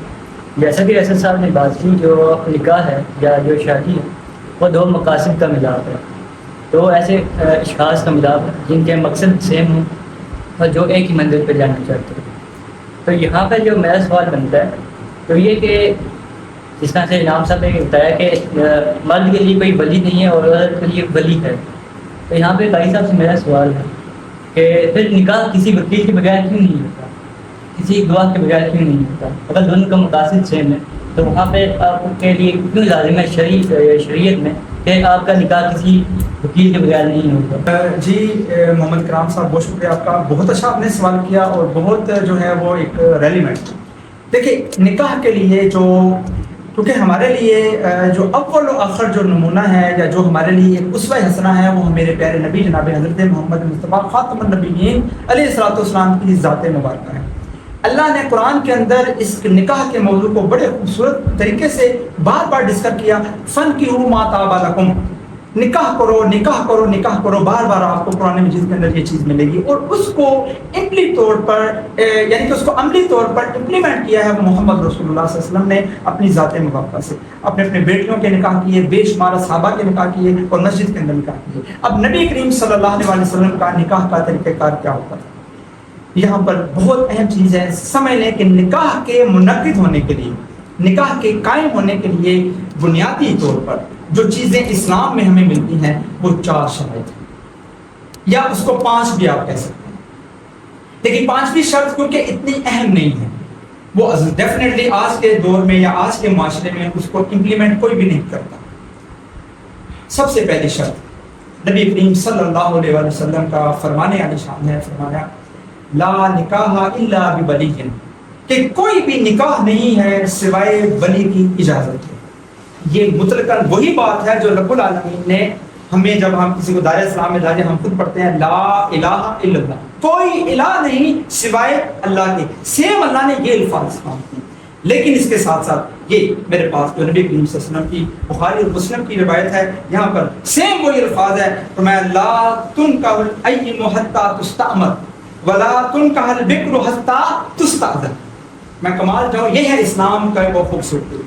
فرمایا کہ کسی کے لیے بھی جائز نہیں ہے، لا نکاح، نہیں ہے کوئی نکاح، یہاں تک کہ اب یہاں پر 2 کیفیت نبی کریم صلی اللہ علیہ وسلم نے بیان کی ہے، یہاں تک کہ جو بیوہ عورت ہے اس کی اجازت نہیں جائے گی، اور دوسرے نمبر پہ فرمایا کہ جو بکر یعنی کہ جو کماری بچی ہے اس کی اجازت جب تک نہیں لے لی جائے گی تب تک جو ہے وہ اس کا نکاح نہیں کر سکتے۔ اب یہ دونوں شرطیں ہوں گی یہاں پر یہ بات لازمی طور پہ یاد رکھیں۔ اب دیکھیں اسلام نے یہاں پر کتنا خوبصورت آپ کے سامنے ایک چیز پیش کی ہے، ولی۔ دیکھیں باپ جو ہے جس نے اپنی ساری زندگی اس اولاد کے لیے گال دی ہے، اپنے بال سفید کر لیے، اپنی ہڈیاں چور چور کر دی اس اولاد کے لیے، وہ کبھی بھی اپنی اولاد کے لیے غلط نہیں سوچے گا۔ پہلی بات، جس طرح کچھ کیسز ایسے ہوتے ہیں جیسے آج کل ہمارے معاشرے کے اندر ہو رہا ہے، اور بہت زیادہ وہ جیسے سر میں بھی کا دوپٹہ پھینک دیا جاتا ہے، یا اس طریقے سے یہ چیز کی جاتی ہے، ایموشنل بلیک میل کیا جاتا ہے، یا ڈنڈے کے زور پہ کہا جاتا ہے کہ تم نے اگر وہاں نکاح نہ کیا ہم تمہیں جائیداد سے آپ کر دیں گے۔ یہ ساری باتیں لغو ہیں، ان کی بنیاد اللہ تعالیٰ نے اکھاڑ دی ہے۔ اس حدیث کو سامنے رکھیں، جب تک باپ اپنی بیٹی سے اجازت نہیں لے لے گا وہ نکاح منعقد نہیں ہوتا۔ اب یہاں پر ایک چیز بڑی خوبصورت ہے کہ اسلام کے اندر اس طریقے سے ہوا، نبی کریم صلی اللہ علیہ وسلم کی حیات طیبہ کے اندر، میں آپ کو ابھی اسی کے اندر سے میں آپ کو وہ روایت نکال کے دکھا سکتا ہوں کہ نبی کریم صلی اللہ علیہ وسلم کے پاس ایک خاتون آئی ہے، اس کا نکاح اس کی مرضی کے بغیر کر دیا گیا۔ نبی کریم صلی اللہ علیہ وسلم کے پاس آئی، آ کے کہنے لگی اللہ کے رسول میرا اس کے ساتھ نکاح ہوا، میں نے اس کے ساتھ نکاح میں نہیں رہنا۔ آپ علیہ السلام نے فرمایا کہ وہ تجھ سے محبت کرتا ہے، بریرہ وہ تجھ سے محبت کرتا ہے۔ میں اللہ کے رسول یہ آپ کا حکم ہے یا آپ کی جو ہے نا وہ ایک رائے ہے؟ میں نہیں، حکم نہیں ہے، رائے ہے۔ میں اگر رائے ہے تو اللہ کے رسول میں آپ کی یہ رائے نہیں ہے۔ یہ تھا ان کا ایک انکار۔ کتنی آزادی دی، آج آزادی کی بات کی جاتی ہے عورت کی، یار اس سے بڑھ کر امام الانبیاء ہیں، امام الانبیاء ہیں اس کائنات کے، جن کے لیے صحابہ کرام کے لیے جن کا ان کا حکم آخری درجے پہ، لیکن میں قربان جاؤں نبی صلی اللہ علیہ وسلم نے فرمایا نہیں میرا حکم نہیں ہے، میری ایک رائے ہے، میں نے اللہ کے رسول میں آپ کی رائے نہیں مانتی، پھر میری مرضی یہی ہے میں نے اس کے ساتھ نہیں۔ نبی کریم صلی اللہ علیہ وسلم نے وہ نکاح فسخ کر دیا، اس کو باطل قرار دے دیا۔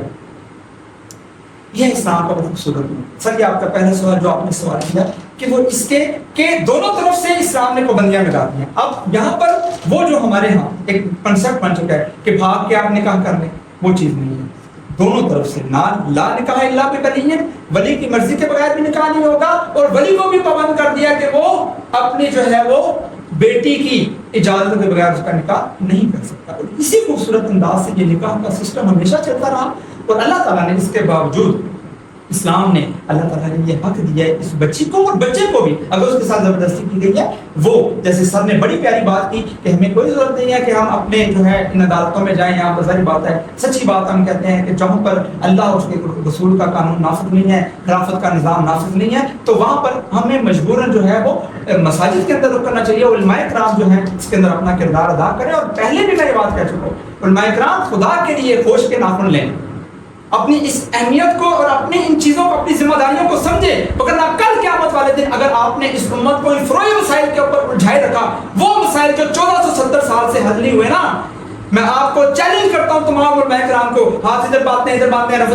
करना नहीं करना, मैं 14 सदियाँ गुजर चुकी ना, ये मसले हल नहीं हुए, मैं आपको चैलेंज करता हूँ मज़ीद 1400 साल आप इन मसाइल के ऊपर लगे नहीं, ये मसाइल हल नहीं होंगे। 1400 साल से नहीं हल हुए तो आज नहीं हल होने। खुदा के लिए इन मसाइल को छोड़ें। इन जो उम्मत तबाह हो रही है, लड़के बच्चियां तबाह हो रहे हैं, ज़िना की तरफ जा रहे हैं, इसकी तरफ अपनी तवज्जो करें। वालिदैन भी और ये भी आए उसी चीज की तरफ जो डॉक्टर साहब ने कहा कि हमें उसी असर की तरफ पलटना पड़ेगा। अपनी आने वाली नस्ल को बचाने के लिए कुछ हमें बुनियादें रखनी पड़ेगी, इसके लिए कुछ कम्युनिटी के लिए हमें निज़ाम बनाना पड़ेगा, और वो वही है जो मोहम्मद रसूलुल्लाह इमामुल अंबिया ने हमारे लिए वाज़ेह कर दी है। इकराम का सवाल है, माशाल्लाह कर साहब ने तो बहुत अच्छे तरीके से उस पर रोशनी डाली। तो एक उसका और पहलू है, माशरती तौर पर इसको देखा जाएगा। इकराम का सवाल ये था कि अगर चूँकि एक लड़की है और लड़का है, उनके मुकासद जो वो बाहमी मुकासद में एक दूसरे के साथ अगर वो अटैच होते हैं तो उनका निकाह हो गया, तो फिर ये वकील की या वलियों की या गवाहों की क्यों जरूरत है? यही सवाल था। देखें यहाँ पर मैं अब आपको 2-3 इसके एलिमेंट्स हैं जो बड़े हैं। एक तो ये है कि जो वालिदैन है ना, ये आपका फैमिली सिस्टम है। अगर आप एक फैमिली बना रहे हैं ना, यानी कि मियाँ और बीवी एक इंस्टीट्यूट बना रहे हैं, तो उससे पहले एक उससे बड़ा इंस्टीट्यूट, दादा इंस्टीट्यूट वहाँ पर पड़ा हुआ है, उसके वालिदैन ने जो सेट किया है। इसका मतलब है कि वो इंस्टीट्यूट उसकी बड़ी अहमियत है, क्योंकि आपकी जो कंटिन्यूटी है वो आपने अपने अबाउजाद से ली, और आपने आगे अपने जो आपके डिसेंडेंट्स हैं या जो आने वाली नस्लें हैं उन तक आप पहुँचाने जा रहे हैं। तो लिहाजा सबसे अहम चीज़ ये है कि इंसान यहाँ पर कट कर रहने के लिए नहीं आया। ये एक इज्तिमाई जो है ना, वो निज़ाम में इंसान को जकड़ा गया है, और ये फितरत ने भी, उसकी बनावट ऐसी है, और दीन ने भी आपको इज्तिमाइयत का इशारा दिया। तो इसका मतलब है कि जब तक कि आप देखें कि आप उस एक फैमिली सिस्टम का हिस्सा, इंस्टीट्यूट का हिस्सा है जो आपके वालिदैन ने बनाया था, तो ये तो आगे उसकी शाखें है ना, आप उसको काट देंगे, उसकी जड़ें काट देंगी, तो आपकी शाख को आबियारी कौन करेगा? आपकी शाख को आबियारी कौन करेगा? अगर आप अपने वालिदैन या दादी दादा अगर आपके जिंदा हैं या अगर उन्होंने रखा है, इसका मतलब है कि वो आप मजबूत तरीन जो दरख्त हैं आपके वो हैं, जिनकी शाखें आप हैं। अगर आप उनकी जड़ें काट कर आप अपने फैसले यहाँ पर मुकम्मल तौर पर लेकर आप ये करेंगे, तो इसका मतलब है कि आपने एक यूनिवर्सिटी को तबाह करके एक प्राइमरी स्कूल ओपन कर लिया। एक बात, इसका एक पहलू ये था। दूसरा पहलू कि क्यों गवाहों की क्यों जरूरत होती है? देखिए, आपने सोसाइटी में रहना है, जो औरत होती है उसकी इज्जत गैरत इफ़्फ़त बहुत ही सेंसिटिव है। डेफिनेटली मर्द की भी इज्जत गैरत बड़ी सेंसिटिव है। आप छुप कर के निकाह कर लेते हैं, कोई आपका गवाह ही नहीं है, तो आपने जीना तो सोसाइटी में है। सवाल उठेंगे कि ये यहां पर क्यों है, आया ये किस बंधन के साथ है? क्या आपने लोगों के सामने उसको क्लेम किया कि आप एक दूसरे को इसलिए अडॉप्ट कर रहे हैं कि आप एक दूसरे के साथ जिंदगी के आखिरी दम तक चलेंगे, या आप एक दूसरे के साथ इसलिए हैं क्योंकि आप टाइम पास कर रहे हैं? आपने क्लियर नहीं किया लोगों को, आपने अनाउंस नहीं किया, आपने अनाउंस नहीं किया। तो जब नहीं किया तो यहां पर शक हो गया। शक पर उस औरत की इज्जत और इज्जत और गैरत दोनों मजबूर होगी, ना उसके पास कॉन्फिडेंस होगा सोसाइटी को फेस करने का, और ना ही सोसाइटी में वो एक बाइज्जत शख्सियत के तौर पर मर्द और औरत दोनों वो रह सकेंगे। इसका मतलब है कि निकाह छुप कर नहीं होना चाहिए। निकाह जिस सोसाइटी में आप रहते हैं उस सोसाइटी के हर एक शख्स को पता चल जाना चाहिए, खबर हो जानी चाहिए कि ये मर्द और ये औरत एक दूसरे में ऐसे बेडलॉक में यानी अक में आए हैं, ये बाइज्जत फैमिली बन गए हैं। इन दोनों को इकट्ठे इज्जत देना सोसाइटी की जिम्मेदारी है, और उनकी जिम्मेदारी है कि अपने उस मिलाप के जरिए से सोसाइटी में पॉजिटिव चेंजेस लेकर आएंगे। ये एक सोशल रिस्पॉन्सिबिलिटी है। जब तक आप ये अनाउंसमेंट नहीं करते, अब आप देखें कि एक लड़के उनके वो हो गई, एक को उन्होंने जड़ें आपने काट दी, बड़ा इंस्टीट्यूट काट दिया, अब आप देखें कि सारी मुसीबतें उन पर आएंगी। अब उनकी आधी जवानी की जिंदगी दोबारा से उन चीजों को सेट करने में लग जाएगी। हालांकि उनके वालिदैन ने उनके लिए एक प्लेटफॉर्म सेट कर दिया था, आपने उसको ठोकर मार दी। अब आपकी 40 साल की उम्र तक तो आपको वहीं पर उलझना पड़ेगा उन्हीं मसाइल को सेट करने के लिए। आगे आपने करना कि आपके मकासद कैसे पूरे होंगे। लिहाजा जो थोड़ी देर पहले मैं वालिदैन की बात कर रहा था, मैं उन जिद्दी वालिदैन की बात कर रहा हूँ जो इस बात को समझते नहीं है, उनको समझना चाहिए। उनके लिए बड़ा सॉफ्ट कार्नर है, क्योंकि उनके पास एक बड़ा अहम पॉइंट तो है कि वो वालिदैन है, ये जज्बा, यानी कि उनका ये हक तो है ही है। लिहाजा उनके साथ बगावत में जाना कहीं किसी तौर पर आप पर जायज नहीं है। आप उनको एजुकेट करें, आप अगर कोई अमल भी करते हैं तो आप करें, लेकिन उनको कॉन्फिडेंस में लें। आप अकेले नहीं कर सकते, आप अपने जो करीबी हैं, गांव के सरदार को बीच में इन्वॉल्व करें, किसी रिस्पॉन्सिबल बंदे को लेकर आए, आप उलमा कराम को बीच में लेकर अपना मसला हल जरूर करवाएं, लेकिन उन जड़ों से आप कट नहीं हो सकते। तो ये चूंकि एक वो लाइनेज का भी मैं आपको बता दिया, और सोसाइटी के लिए भी ये बहुत बड़ी बात है, क्योंकि आप कभी भी रिस्पेक्ट वे में आप दोनों मियां बीवी नहीं चल सकते जब तक कि आप अनाउंस नहीं करते कि आप देखें निकाह का मतलब क्या है कि हम दोनों एक दूसरे को क़यामत तक के लिए कबूल करते हैं। तो ये कबूलियत ही है कि अब इस जोड़े को इज्जत दी जाए, सारे लोग फिर कोशिश करें कि इनको सेट करें, क्योंकि ये अभी अभी इन्होंने इंस्टीट्यूट बनाया है, इनके गहवारे की हिफाजत की जाए, गांव वाले मोहल्ले वाले सारे उनके साथ ताउन करें, इसका ये मतलब होता है। इसलिए गवाहों की जरूरत है, इसलिए ये पूरी जो सोसाइटी का एक जो कल्चर है उसको अडॉप्ट करना, और ये जरूरी इतना है कि जितना निकाह जरूरी है। इसके बगैर आपका निकाह आप मजबूत, यानी कि आपको फितरत ने तो हक दिया कि आप कर सकते हैं, लेकिन उसमें फिर चोर रस्ते हो जाता है और आपके लिए रिस्क हो जाता है। डॉक्टर असद साहब ने बहुत अच्छे तरीके से इस चीज को एड्रेस किया है। तो हम माशाल्लाह बहुत अच्छी एडमिनिस्ट्रेशन चल रही है, इसको हम अच्छे तरीके से लेकर चल रहे हैं। यहाँ पे मैं आपको एक बात करूँ कि Altaf educational and scientific research academy सिर्फ अपने प्लेटफॉर्म से प्रॉब्लम्स डिस्कस नहीं करता, ये सोल्यूशन भी देता है, सोल्यूशन प्रोवाइड भी करता है। और अगर असल में मैं कहूँ तो सोल्यूशन प्रोवाइड करना किसी इंसान के पास में तो नहीं होता। हम फिर उसी चीज पर वापस आ जाते हैं कि आप जब असल की तरफ आएंगे, कुदरत की तरफ आएंगे और कुदरत की तरफ और कुदरत के निज़ाम को अडॉप्ट करने की कोशिश करेंगे तो कुदरत खुद आपके लिए रास्ते बनाती है और वो सोल्यूशन खुद ब खुद आपको मिलते जाते हैं। इसी तरह से हमारे पास भी इन तमाम मसाइल का, इन तमाम चीज़ों का जो हमने डिस्कस किए हैं, रिचुअल डिस्कस किए हैं, फैमिली डायनामिक्स डिस्कस किए हैं, इन सब का हमारे पास एक नमूना मौजूद है मिस्टर सखावत शाह की सूरत में। तो मैं चाहूंगा कि सखावत शाह साहब शुरू से आखिर तक अपनी लाइफ स्टोरी जो है वो आपके सामने रखें और वो खुद ही अपने अल्फाज में बयान करें कि उन्होंने किस तरीके से जो है यहाँ पर आए, वहां से लेके और आगे जो भी उनकी स्टोरी है वो अपने अल्फाज में बयान करें। सखावत साहब। बिस्मिल्लाहिर्रहमानिर्रहीम, अस्सलाम वालेकुम। सखावत शाह, 24 साल मेरी एज है। 1 साल पहले मेरी शादी हो चुकी है। अब वो शादी किस तरीके से हुई, आज मेरी मेंटल स्टेट क्या है, क्या मैं खुश हूं, एंड मैंने आपको पहले ही बता दिया। और अब मैं आपको ये बताता हूं कि ये सब कुछ कैसे हुआ। इस तरह की कम्युनिटी में जहां पर शादी को एक बहुत बड़ा माइलस्टोन बना दिया कि जिसको अचीव करने के लिए आपकी आधी से ज्यादा जिंदगी, आपकी जवानी और आपके रिश्ते वो सारे कपल जाते हैं, लेकिन वो बड़े मुश्किल से अचीव होता है। आज से 3 साल पहले मैं भी बिल्कुल वैसे ही था जिस तरह से हमारे 99% नौजवान हैं कि जी करना क्या है, आपने बहुत सारा पैसा कमाना है, करियर बनाना है, गाड़ी होनी चाहिए, घर होना चाहिए, और इसी भागो दौड़ में मैं लगा हुआ था। दीन क्या था कि सिर्फ आपने नमाजें पढ़नी है, वो भी कोई 1 हफ्ता नमाज पढ़ ली, फिर 1 महीने का ब्रेक आ गया, तो जिंदगी इसी तरह से गुजर रही थी। 3 साल पहले मेरे साथ एक इंसिडेंट हुआ, उसी जिंदगी की तकमील में मटेरियलिस्टिक अप्रोच को लेके करियर बनाने के चक्कर में मेरी एक इदारे में मैं गया और वहां पर मैं टीचिंग के लिए गया। उस इदारे का नाम क्या था? अल-कहफ educational and scientific research academy. مجھے نہیں پتا تھا کہ اس ادارے کا مقصد کیا ہے، اس کا ویژن کیا ہے.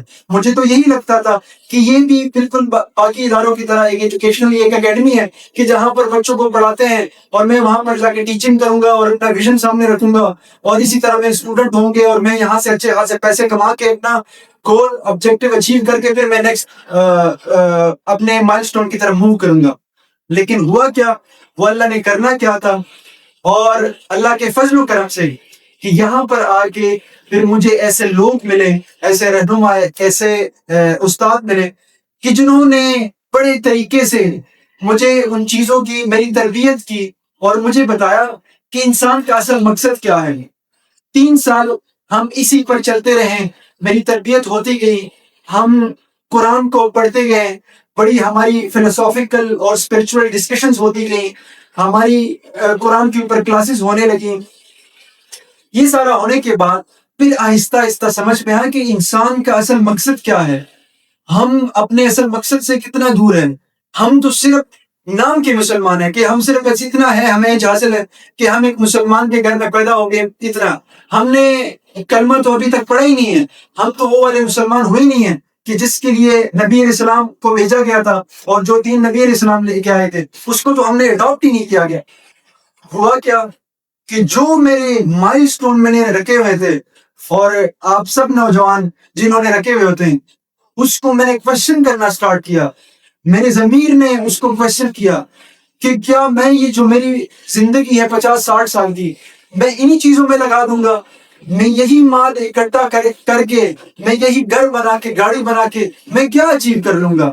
کل کلا کو میرے بچے بھی کیا کریں گے؟ اسی لعنت میں پڑ جائیں گے اور جتنی بھی میں نے ان کے لیے اکٹھا کیا ہوگا وہ انہی کو یوز کر کے مس یوز کریں گے. بلکہ مجھے جب یہ چیز سمجھی تو اللہ کے فضل و کرم سے میں نے اس ساری چیزوں کو کاٹا، ان کو ختم کیا، بلکہ جتنی بھی خواہشات تھی ان کو میں نے آگ لگا دی کہ اب زندگی کا مقصد وہی ہے کہ جو نبی علیہ السلام کو اللہ تعالیٰ نے دیا تھا کہ جی آپ نے ایک سوسائٹی بنانی ہے، ایک نظام بنانا ہے اور اس کے لیے اس دنیا کو چلانے کے لیے دین دیا تھا. اب ساری جو زندگی کو ڈیڈیکیٹ کر دیا کہ اب یہی کرنا ہے، اور الکہف کا مقصد بھی یہی ہے. اب جو مجھے کنفیوژن ہوئی تھی کہ الکہف کیا ایک اکیڈمی، نہیں، الکہف ایک ریسرچ سینٹر ہے کہ جس میں ہمارے نوجوان، ایمرجنگ نوجوان چھوٹی عمر سے دین کے اوپر ریسرچ کرتے ہیں کہ جی جو نبی علیہ السلام دین لے کے آئے تھے کیا آج بھی جو ہمارے معاشرے میں چل رہا ہے کہ یہ وہی نظام ہے، کیا یہ وہی دین ہے یا صرف مذہب ہے، اس کے چند ہی ایک پہلو ہے. تو ہم یہاں پر وہ پھر ریسرچ کرنے لگے. زندگی گزرتی گئی اور جب ٹائم آیا تو میرے بڑے بھائی کی طرح ہیں، استاد بھی ہیں، ڈاکٹر اسد دوست محمد. تو انہوں نے مجھے ایک دن بتایا کہ جی سخاوت تمہاری ایج ہو گئی ہے شادی کی؟ میں نے کہا جی بالکل ہو گئی ہے. کہتا ہے اچھا یہ بات بتاؤ کہ یہ فلانا ایک خاندان ہے کہ جو لڑکی ہے وہ میری اسٹوڈنٹ ہے اور اس کے پیرنٹس کو بھی میں جانتا ہوں اور تم بھی اس کے پیرنٹس کو جانتے ہو، تو کیا تمہاری شادی نہیں کرنی چاہیے وہاں پر؟ کہتے تم کام کرتے ہو؟ اچھا انہوں نے مجھ سے یہ نہیں پوچھا کہ اچھا جی تم اب کتنے پیسے کماتے ہو، کوئی 1 لاکھ کماتے ہو، 2 لاکھ کماتے ہو، 3 لاکھ، تمہارا گھر ہے کہ نہیں؟ اچھا تمہیں سینس ہے؟ جی سینس ہے. اچھا جی گھر کو چلا لو گے؟ اچھا وہ تو مجھے پتا ہے تم چلا لو گے. اچھا جی تم کام کرتے ہو؟ جی بالکل کام کرتا ہوں، میں حرام نہیں ہوں، کام کرتا ہوں. اوکے.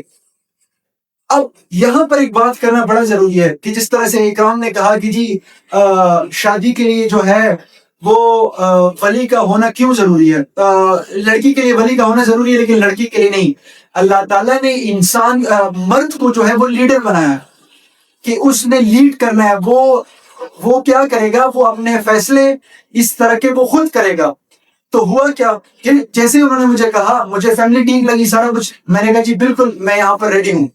لیکن یہاں پر بریکٹ میں آپ کو ایک بات بتا دوں کہ اس طرح سے آئیڈیل طریقے سے شادی کرنا جو ہے اس کے لیے صحیح ایجوکیشن اور تربیت بڑی ضروری ہے، لڑکے کی بھی اور لڑکے کے والدین کی بھی، لڑکی کی بھی اور لڑکی کے والدین کی بھی. اور وہ ہوا کیسے کہ میں جب یہاں پر الکہف میں جو چیزیں میں سیکھتا گیا پریکٹیکلی، وہی چیزیں میں تھوڑا آہستہ آہستہ کر کے وہ میں اپنے پیرنٹس کے ذہن میں انکلکیٹ کرتا گیا. ان کو میں طریقے سے بتاتا گیا کہ جی یہ ہم کس حالت میں ہم پڑھے ہوئے ہیں, ہم نماز تو پڑھ رہے ہیں, لیکن وہ میں طریقے سے ان کو بتانا کہ اصل طریقہ کیا ہے شادی کا اور ہر ایک چیز کا. بالکل اسی طرح ڈاکٹر صاحب کیا کرتے ہیں, خوش قسمتی سے کہ وہ جو لڑکی تھی وہ ڈاکٹر صاحب کی اسٹوڈنٹ تھی. لڑکی کے پیرنٹس ہمارے ہفتے کی بڑی ہی زبردست قسم کی قرآن کی کلاس ہوتی تھی, وہ اس میں وہ لڑکی بھی آتی تھی اور اس کے والدین بھی وہاں پر آتے. تو ڈاکٹر صاحب نے ان کی اس طرح سے وہ تربیت کرنا سٹارٹ کر دی تھی. اب جب یہ ٹائم آیا تو وہ جو میرے آخری بات تھی, آخری ہتھوڑا, وہ جا کے میں نے اپنے گھر والوں کو وہ بات کی اور وہ کسی طرح سے میرے گھر والے مان گئے. ڈاکٹر صاحب نے میری طرف سے اپنے وائف کے ساتھ یہ لڑکی والوں کی طرف چلے گئے اور انہوں نے بھی, چونکہ وہ اس چیز کے لیے ریڈی تھی, ان کی تربیت ہو چکی تھی, تو انہوں نے بھی اس چیز کو بالکل تسلیم کیا کہ جی ہم بھی اس طرح سے چاہتے ہیں کہ شادی اس طرح سے ہو. اب شادی کس طرح سے ہو, اب کی ایک مثال قائم کرنی تھی, یہ اس سنت کو دوبارہ سے زندہ کرنا تھا کہ جس کو ہم بھول چکے تھے.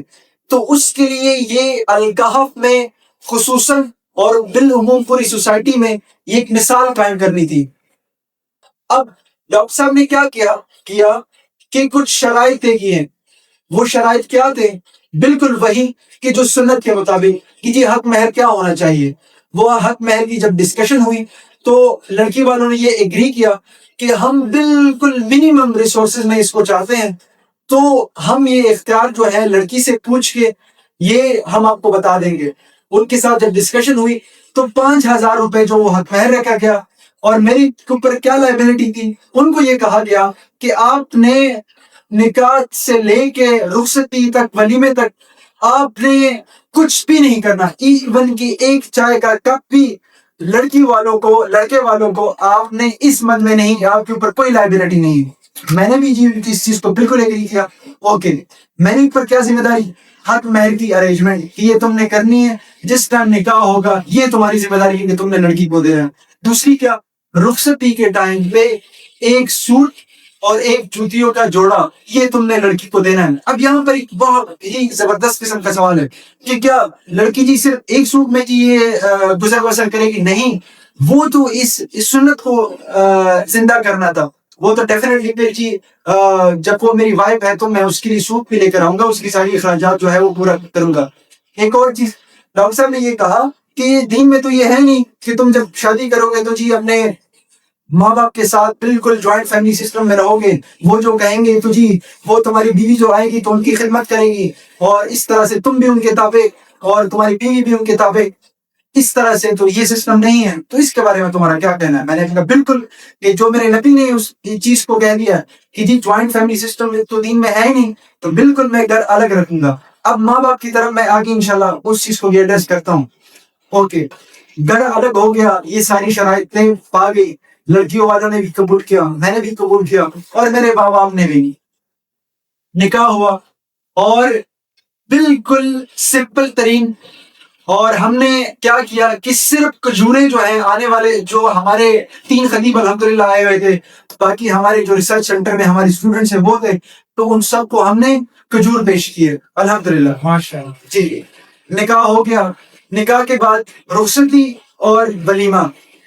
رخصتی ایک دن رخصتی اور دوسرے دن ولیمہ, چونکہ سنت بھی یہی ہے, رخصتی ہوگی اور پھر ولیمہ. لوگ کیا کرتے ہیں کہ جی دور دراز کے جی بڑے رشتہ دار اور جی ان کے یہ فلانا منسٹر ہے تو یہ فلانا بندہ ہے جس کو ہم نے بلانا ہے.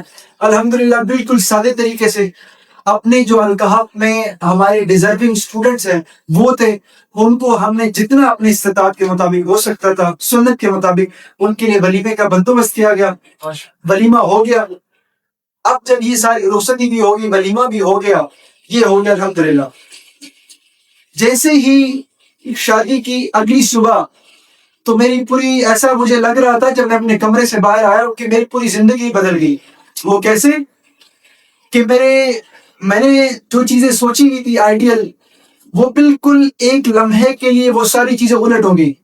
میری ماں بھی مجھ سے ناراض, میرے گھر والے سارے مجھ سے ناراض, اور بڑی ایک عجیب سی کنڈیشن بن گئی. زیادہ تر جو کردار تھا وہ میری ماں کا اس پہ تھا کہ وہ مجھ سے ناراض تھی. اب وہ میں نے کہا جی یہ کیسے، یہ تو میں نے چیز سوچی نہیں تھی، میں تو یہ شادی کا جو عمل ہے یہ تو بڑی خوشی کا وہ ہے، لیکن یہ مجھ سے ناراض۔ اس ٹائم مجھے سمجھ میں آیا کہ آپ کے پاس جو ہوتے ہیں دو طرح کے اس معاشرے میں لوگ اسٹیبلشڈ ہیں، ایک ایلیٹ کلاس کا طبقہ اور دوسرا مڈل اور لوور مڈل کلاس۔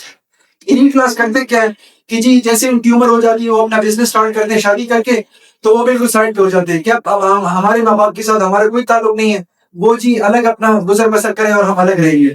اور یہ جو دوسرا ایکسٹریم ہے مڈل کلاس اور لوور مڈل کلاس، یہ کہتے ہیں کہ جی ہمارے ماں باپ ہی سب کچھ ہے، وہی ان کی ہم بس انہوں نے جو کر دیا ایک طرح سے بس ان کو انہوں نے ہم نے بت بنا لیا ہے کہ جی یہ جو کہیں گے اپنی بیوی کو بھی یہی سمجھائیں گے جی شادی کی رات کہ جی تم نے میری ماں باپ کی خدمت کرنی ہے، وہ جو کہیں گے وہ کرنی ہے، میری بہنیں ہیں، یہ میری بھابیاں ہیں، وہ جو کہیں گے تم نے وہ کرنا ہے، اگر وہ غلط بھی ہوتے ہیں تو بس ٹھیک ہے تم نے ان کی بات مانی ہے۔ یہ دوسری ایکسٹریم ہے کہ مطلب یہ ہے کہ اپنی بیوی آپ کی بیوی نہیں بلکہ ان کے غلام ہے اور ساری زندگی ان کے ساتھ۔ اس ٹائم پہ مجھے سمجھ میں یہ آیا کہ یہ میری جو ماں کی یہ صرف کیا ہے، یہ وہ جذبات ہے اپنے بیٹے کے ساتھ کہ ان کا بیٹا چونکہ ان سے الگ ہو گیا، تو یہ ان کی نفرت نہیں ہے بلکہ یہ ان کی جذبات ہے کہ کیا یہ میرا بیٹا کیا ہوگا، اب یہ اس کی بیوی کا ہو جائے گا اور یہ بالکل ہم سے الگ ہو جائے گا۔ اس ٹائم میں نے یہ فیصلہ کیا کہ اب دین کا جو دوسرا پہلو ہے اس کو سامنے لے کے آیا جائے کہ نہیں، اگر آپ نے اسلام میں 4 شادیوں کی اجازت ہے کہ اگر آپ نے 1000 شادیاں بھی کر لی تو آپ کے ماں باپ کا جو حق ہے وہ آپ پورا تب بھی نہیں کر سکتے۔ اس ٹائم میں نے فیصلہ کیا کہ بیوی کی اپنی جگہ، ماں باپ کی اپنی جگہ، اور یہ بھی دین کی برکت یہ میں بتا دوں۔ اس ٹائم میں نے کیا کیا کہ میں اپنے گھر گیا اور اپنے امی کے پاس بیٹھ گیا کہ جی میں نے ان کے پیر دبائے، میں نے ان سے بڑے اچھی طریقے سے بات کی، اور اب میں نے فیصلہ کیا کہ میں پریکٹیکلی ان کے ساتھ کھڑا ہوں گا۔ اس ٹائم میرے والد صاحب کو کچھ پیسوں کی ضرورت تھی، میرے پاس اپنے نہیں تھے، یہ باتیں بتانا بڑی پریکٹیکلی بڑی ضروری ہے۔ میں نے کیا کیا، مجھ پہ کو بات پہنچی، میرے دوسرے استاد تھے، میں نے ان سے کیا کیا، میں نے ان سے کہا کہ مجھے اتنے ٹائم کے لیے پیسے اتار دو، مجھے ضرورت ہے۔ وہ پیسے لے کے میں نے وہاں پر اسی طرح سے ہر جگہ پر میں کیا کرتا کہ پریکٹیکلی ان کے ساتھ کھڑا ہو گیا۔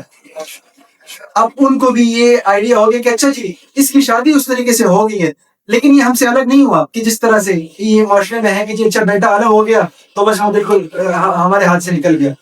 اس طرح سے میں نے اپنی بیوی کو کبھی بھی یہ حق نہیں دیا کہ وہ میرے ماں کے بارے میں یا میرے والد صاحب کے بارے میں کوئی بھی اس طرح کے الفاظ کہیں یا ان کی تصدیق کرے، یہ حق میں نے اسے نہیں دیا۔ اسی طرح سے میں نے اپنے ماں کو کبھی بھی حق نہیں دیا کہ وہ بلا وجہ کوئی بات جو ہے وہ میری بیوی کو کریں۔ ہاں اگر کوئی بات کرنی بھی ہے تو وہ میرے تھرو کریں، اگر کوئی بات ان کو شکایت کی ہے تو مجھے کریں گے، میں اپنے بیوی کو سمجھاؤں گا، وہ کوئی بھی اس طرح کی بات نہیں کر سکتی۔ 1 سال ہو گیا الحمدللہ، میرے پاپا میرے جو باقی بھائی ہے، یہ باتیں بتانا بڑا ضروری ہے کہ وہ سب سے زیادہ اٹیچ جو ہے وہ مجھ سے ہیں۔ میرے والد صاحب روزانہ مجھے کال کرتے ہیں، میں روزانہ دن میں تھوڑا سا ٹائم نکال کے اپنے والدہ کے پاس جاتا ہوں اور وہ کال کرتی کہ تم آئے نہیں۔ ان کا آج وہ اس کا نتیجہ یہ نکلا اس طرح سے کہ ان کا وہ جو ان کی شروع میں وہ تھی، آج وہ مجھ سے جس طرح سے محبت کرتے ہیں بالکل اسی طرح سے یا اس سے زیادہ محبت جو ہے وہ میری وائف کے ساتھ کرتے ہیں۔ یہ تو جی ماں باپ کی بات ہوگی اور وائف کی۔ اب گھر کی بات کہ جی کیا میں مینٹلی اسٹیبل ہوں ابھی یہ شادی کرنے کے بعد؟ جی الحمدللہ، جس طرح سے میری شادی نہیں ہوئی تھی اس سے کہیں گنا زیادہ میں مینٹلی اسٹیبل ہوں اور خوش ہوں۔ کیا میں خوش ہوں؟ بالکل جی میں خوش ہوں۔ کیا میں ویلتھیر ہوں؟ جی بالکل الحمدللہ ویلتھیر ہوں، ہر طرح سے مالی اعتبار سے بھی میں اس سے بہتر ہوں۔ میں اپنے رشتے بھی میرے پاس ہیں، وہ رشتہ دار جو مجھ سے ناراض ہوئے تھے میری شادی کو لے کے، چونکہ ہمارا پٹھان فیملی جو بیک گراؤنڈ ہے تو وہ تو زیادہ اٹیچ ہوتے ہیں، ان کو میں نے کیا کیا کہ میں نے کہا یہ اللہ کی رضا کے لیے کر رہا ہوں، اگر یہ ناراض ہوتے تو ہونے دوں۔ 7-8 مہینے کے بعد وہ خود وہ لوگ وہ کیسا ہوا نہیں ہے، وہ خود سارے لوگ جی وہ آئے اور میرے انتہائی لے گیا کہ جی آپ کی شادی کریں گے۔ میں نے نہ ان کو بلایا اور کچھ نہیں، دین کی برکت وہ ساری جی راضی ہوں گے۔ اگر میں اس طرح سے ہوتا، اس طریقے پہ شادی نہ کرتا، جو میری 3 سال پہلے جو کنڈیشن تھی کہ میں نے یہ کرنا ہے، تو وہ تو میں 15-20 سال میں بھی نہ کر پاتا۔ میں شادی کے لیے کیا ریکوائرمنٹ ہے جی، ہمارے فیملی میں تو جی कम से कम 3 से लेके 5 तोले सोना। तो ये सारे बैठे हुए, आज आप गूगल कर ले, 5 लाख रुपए तोला सोना, 25 लाख। फिर आपने शादी में शादी करनी है, 10-15 लाख वो इस तरह से। फिर जी शेरवानियाँ, फिर आपने इतने सूट लेने हैं, फिर जी वो जो सास है उसकी अलग है, फिर अपने घर की अलग। अच्छा, ये जब हो जाती है तो आपने इतना इस तरह से आपने घर बनाना है, फिर आपकी ये जॉब होनी चाहिए इतनी। उसके बाद जब आप ये बुनियादें इस तरह से रख लेते हैं तो फिर आपने उसको पूरा करना होता है। आपने फिर घर भी अच्छा रखना है, कपड़े भी अच्छे रखने हैं, खाना भी अच्छा रखना है एलीट क्लास का। आपने फिर ट्रिप्स भी करनी है, आपने फिर घूमने भी जाना है, और जितने भी सोशल मीडिया के ट्रेंड्स हैं उनको भी पूरा करना है। आपने सबको खुश भी रखना है, ये सारी चीजें आपने करनी है। तो या तो फिर आप दीन का काम करेंगे, या तो आप जिंदगी गुजारेंगे, और या आप यही काम करते रहेंगे। और इस चीज को ये फर्क करना बड़ा जरूरी है। ये हमारी जो पूरी हमने ये डिस्कशन की है, गैदरिंग, ये इसलिए की कि हम क्वेश्चन करें अपनी सोसाइटी को, अपने जो हमारी अपनी फैमिली है, या जो हमारे जिस रास्ते पे हम चल रहे हैं। अब आप देखिए कि कितना बड़ा डिफरेंस है कि एक साइड आपको चाहिए 70 से 80 लाख, जिसको माशरे ने एक आइडियल शादी बनाया है कि जी ये शादी होगी तो फिर बात बनती है, और दूसरी तरफ मेरी शादी किस तरह से टोटल खर्चा 10,000, 5,000 थी वलीमे पर, और 5,000 जब हक महर, ये 10,000 यानी 600 की खजूरें और 600 की खजूरें, तो 10,600 में अल्हम्दुलिल्लाह बड़े अच्छे तरीके से शादी मेरी होगी। अब आप देखें कि जब शादी मेरी इस तरीके से होगी, मैं मेंटली फ्री हो गया। मेरे चूंकि बेर मिनिमम को मैंने वो रख दिया टारगेट कि जी ये हमारा है, अब यहाँ से हमने आगे। तो हुआ क्या कि उन्हीं रिसोर्सेज को जो मेरे वहां पर हालांकि वो थे भी नहीं, जो थोड़े बहुत रिसोर्स मेरे पास थे भी, वो हुआ क्या कि वही को मैंने अपने हक हलाल के कारोबार में वो चीजें लगाई। तो आज अल्हम्दुलिल्लाह मैं अपना एक बिजनेस कर रहा हूँ अपने, और उसी 3-4 लोगों का, और भी क्या पता मैं 10-15 साल करके भी 2-3 लोग मेरे साथ क्या पता काम ना कर पाते, या उनका अल्हम्दुलिल्लाह 3-4 लोगों का रिस्क तो है। मेरे जो कारोबार मैं कर रहा हूँ उसे 1 साल के अंदर अंदर वो स्टार्ट कर लिया, उसके वो मेरे साथ लोग जुड़े हुए हैं, और ये दीन का अल्हम्दुलिल्लाह ये काम भी कर रहे हैं। अब ये देखें इस निकाह की बरकत कि जो नबी करीम सल्लल्लाहु अलैहि वसल्लम के तरीके पर है। आपने देख लिया एक लाइव एग्जाम्पल, और आप देख ले दूसरी तरफ कि हमारे नौजवान डिप्रेशन के केसेस आज सबसे ज्यादा, एंजाइटी के केसेस सबसे ज्यादा, बेरोजगारी सबसे ज्यादा, जिना सबसे ज्यादा, पोर्नोग्राफी में हमारा मुल्क जो है वो अगर पहले नंबर पे नहीं आता तो दूसरे नंबर पे जरूर आता है। जिस तरह कारी साहब ने बात की कि आप जाके देखें, उन्होंने बड़े अच्छे अल्फाज में बता दिया कि आप देखें अपने जो आपकी यूनिवर्सिटीज हैं, आप उनका जाके खबर लें कि कितने फीसद लोग जो हैं वो उस तरह से अपने पर्दे का वो ख्याल रख रहे हैं। मैं वो अल्फाज नहीं अदा करना चाह रहा, वो आपको समझ आ गई कि मैं क्या कहना चाह रहा हूँ। अभी चलते हैं इस बात को, कंक्लूजन जो है वो बड़ा जरूरी है, और ये मैं कंक्लूजन मैं खुद नहीं करूंगा क्योंकि हमारे उस्ताद जो है वो यहाँ पर मौजूद है, तो ये वो कंक्लूजन करेंगे क्योंकि वो इस बात को फिलोसॉफिकली मुझसे बेहतर समझते हैं। तो उस बात का वो हिकमत जो है वो उसका इंशाल्लाह कंक्लूजन करेंगे। जी डॉक्टर साहब। अल्हम्दुलिल्लाह, ये थी सगावत शाह की जो निकाह की स्टोरी आपके सामने। तो अब मैं इस पर चंद एक पॉइंट आपके सामने रखना चाहता हूं कि ऐसा क्यों किया। अब हम देखें कि एक तरफ ये है कि आपने शादी ब्याह के जो स्टैंडर्ड्स हैं लड़की वालों के लिए और लड़के वालों के लिए इस कदर अपग्रेड कर दिए हुए हैं कि अब वो बेचारा यही जो सगावत शाह साहब के ससुर साहब थे, चूंकि ये अल्हम्दुलिल्लाह अल्लाह के करम फजल से ये शादी ये निकाह मैंने खुद करवाया। तो शाह साहब के जो ससुर साहब हैं वो मेरे पास आए शादी के बाद, वो आकर मुझे कहते हैं लेकिन डॉक्टर साहब आपका बड़ा शुक्रिया, अल्हम्दुलिल्लाह अल्लाह का शुक्र और अल्लाह की तारीफें साजिद। मैंने कहा जी निसार भाई कैसे? कहते हैं कि जी अगर मेरी बेटी जवान थी और आपने जो ये कहानी हमारे साथ की है, इस पर मुझ पर तो मेरी बेटी का पूरा हक अदा हो गया, फर्ज हो गया, वो अपने घर चली गई और एक जूते तक का खर्चा नहीं आया। ये एक वालिद की इल्तिजा नहीं है, ये आपके पिसे हुए मुआशरे की इल्तिजा है। ये हक उस वालिद की इल्तिजा है कि जब वो 40 साल का होता है ना तो उसकी बेटी कमोबेश जवान हो चुकी होती है, आमतौर पर 40 साल की एज में जब वो बुढ़ापे की तरफ जा रहा होता है तो 25, 30, 35 लाख के कर्ज का एक वजन उसकी कमर पर लाद दिया जाता है। ये वो चीखें हैं। बेज़मीर मुआशरा जो है, वो मुआशरा जो इसको नहीं समझता और उसी में से पिसा हुआ मुआशरा, ये उसकी चीखें हैं जो हर एक के कान तक जानी चाहिए। ये सिर्फ एक केस नहीं है, ये आपका अलमिया है आपकी सोसाइटी का कि इस सोसाइटी में यही चल रहा है। अब आते हैं यहां पर लड़के वाले, वो भी कम पिसे हुए नहीं है। लड़की वालों की डिमांड्स होती हैं, जी एक अच्छा घर होना चाहिए, जी एक अच्छा बिजनेस होना चाहिए, अच्छी नौकरी होनी चाहिए, उनकी भी डिमांड्स हैं। लड़के जो हैं वो ज़लील और रुस्वा हो गए हैं, वो अपने पांव पर खड़ा होने के लिए ताकि हम ये स्टैंडर्ड्स जो पूरे कर सकें। और पूरी की पूरी जिंदगी उनकी भी, यानी उनका जो पोटेंशियल लाइफ है वो शादी करने में गुजर गई है। हालांकि उनको शादी तो अपनी एज में कर दोनों मियां बीवी को एक लंबी जिंदगी गुजारनी चाहिए थी, तो अपना पूरा पोटेंशियल तो शादी की जरूरतें पूरी करने पर लगे। आते हैं उलमा की तरफ। मैं आपसे सवाल करता हूं उलमा इकराम, जब आप निकाह करवाने के लिए शादी हाल में जाते हैं और आप जाकर अनाउंस करते हैं कि आप निकाह होने लगा है, ये म्यूजिक बंद कर दें, निकाह हो गया, उसके बाद आप उनको परमिशन देते हैं कि अब कंजर खाना शुरू कर दो, हुण खोल दो कंजर खाना, क्योंकि निकाह हो गया। आपकी गैरत किधर है? आपको दीन का ठेका किसने दे दिया है कि ऐसे बेहयाओं के जाकर निकाह पढ़ाए? आप क्यों नहीं उनको कहते कि इस सूरत में निकाह हो ही नहीं सकता? आपने ये जो कल्चर ले आए हैं, ये जो वलीमे का कल्चर आज आ गया है, आपको कह रहे और कहते हैं जी वलीमे का खाना करना कोई मसला नहीं, ये तो सुन्नत है।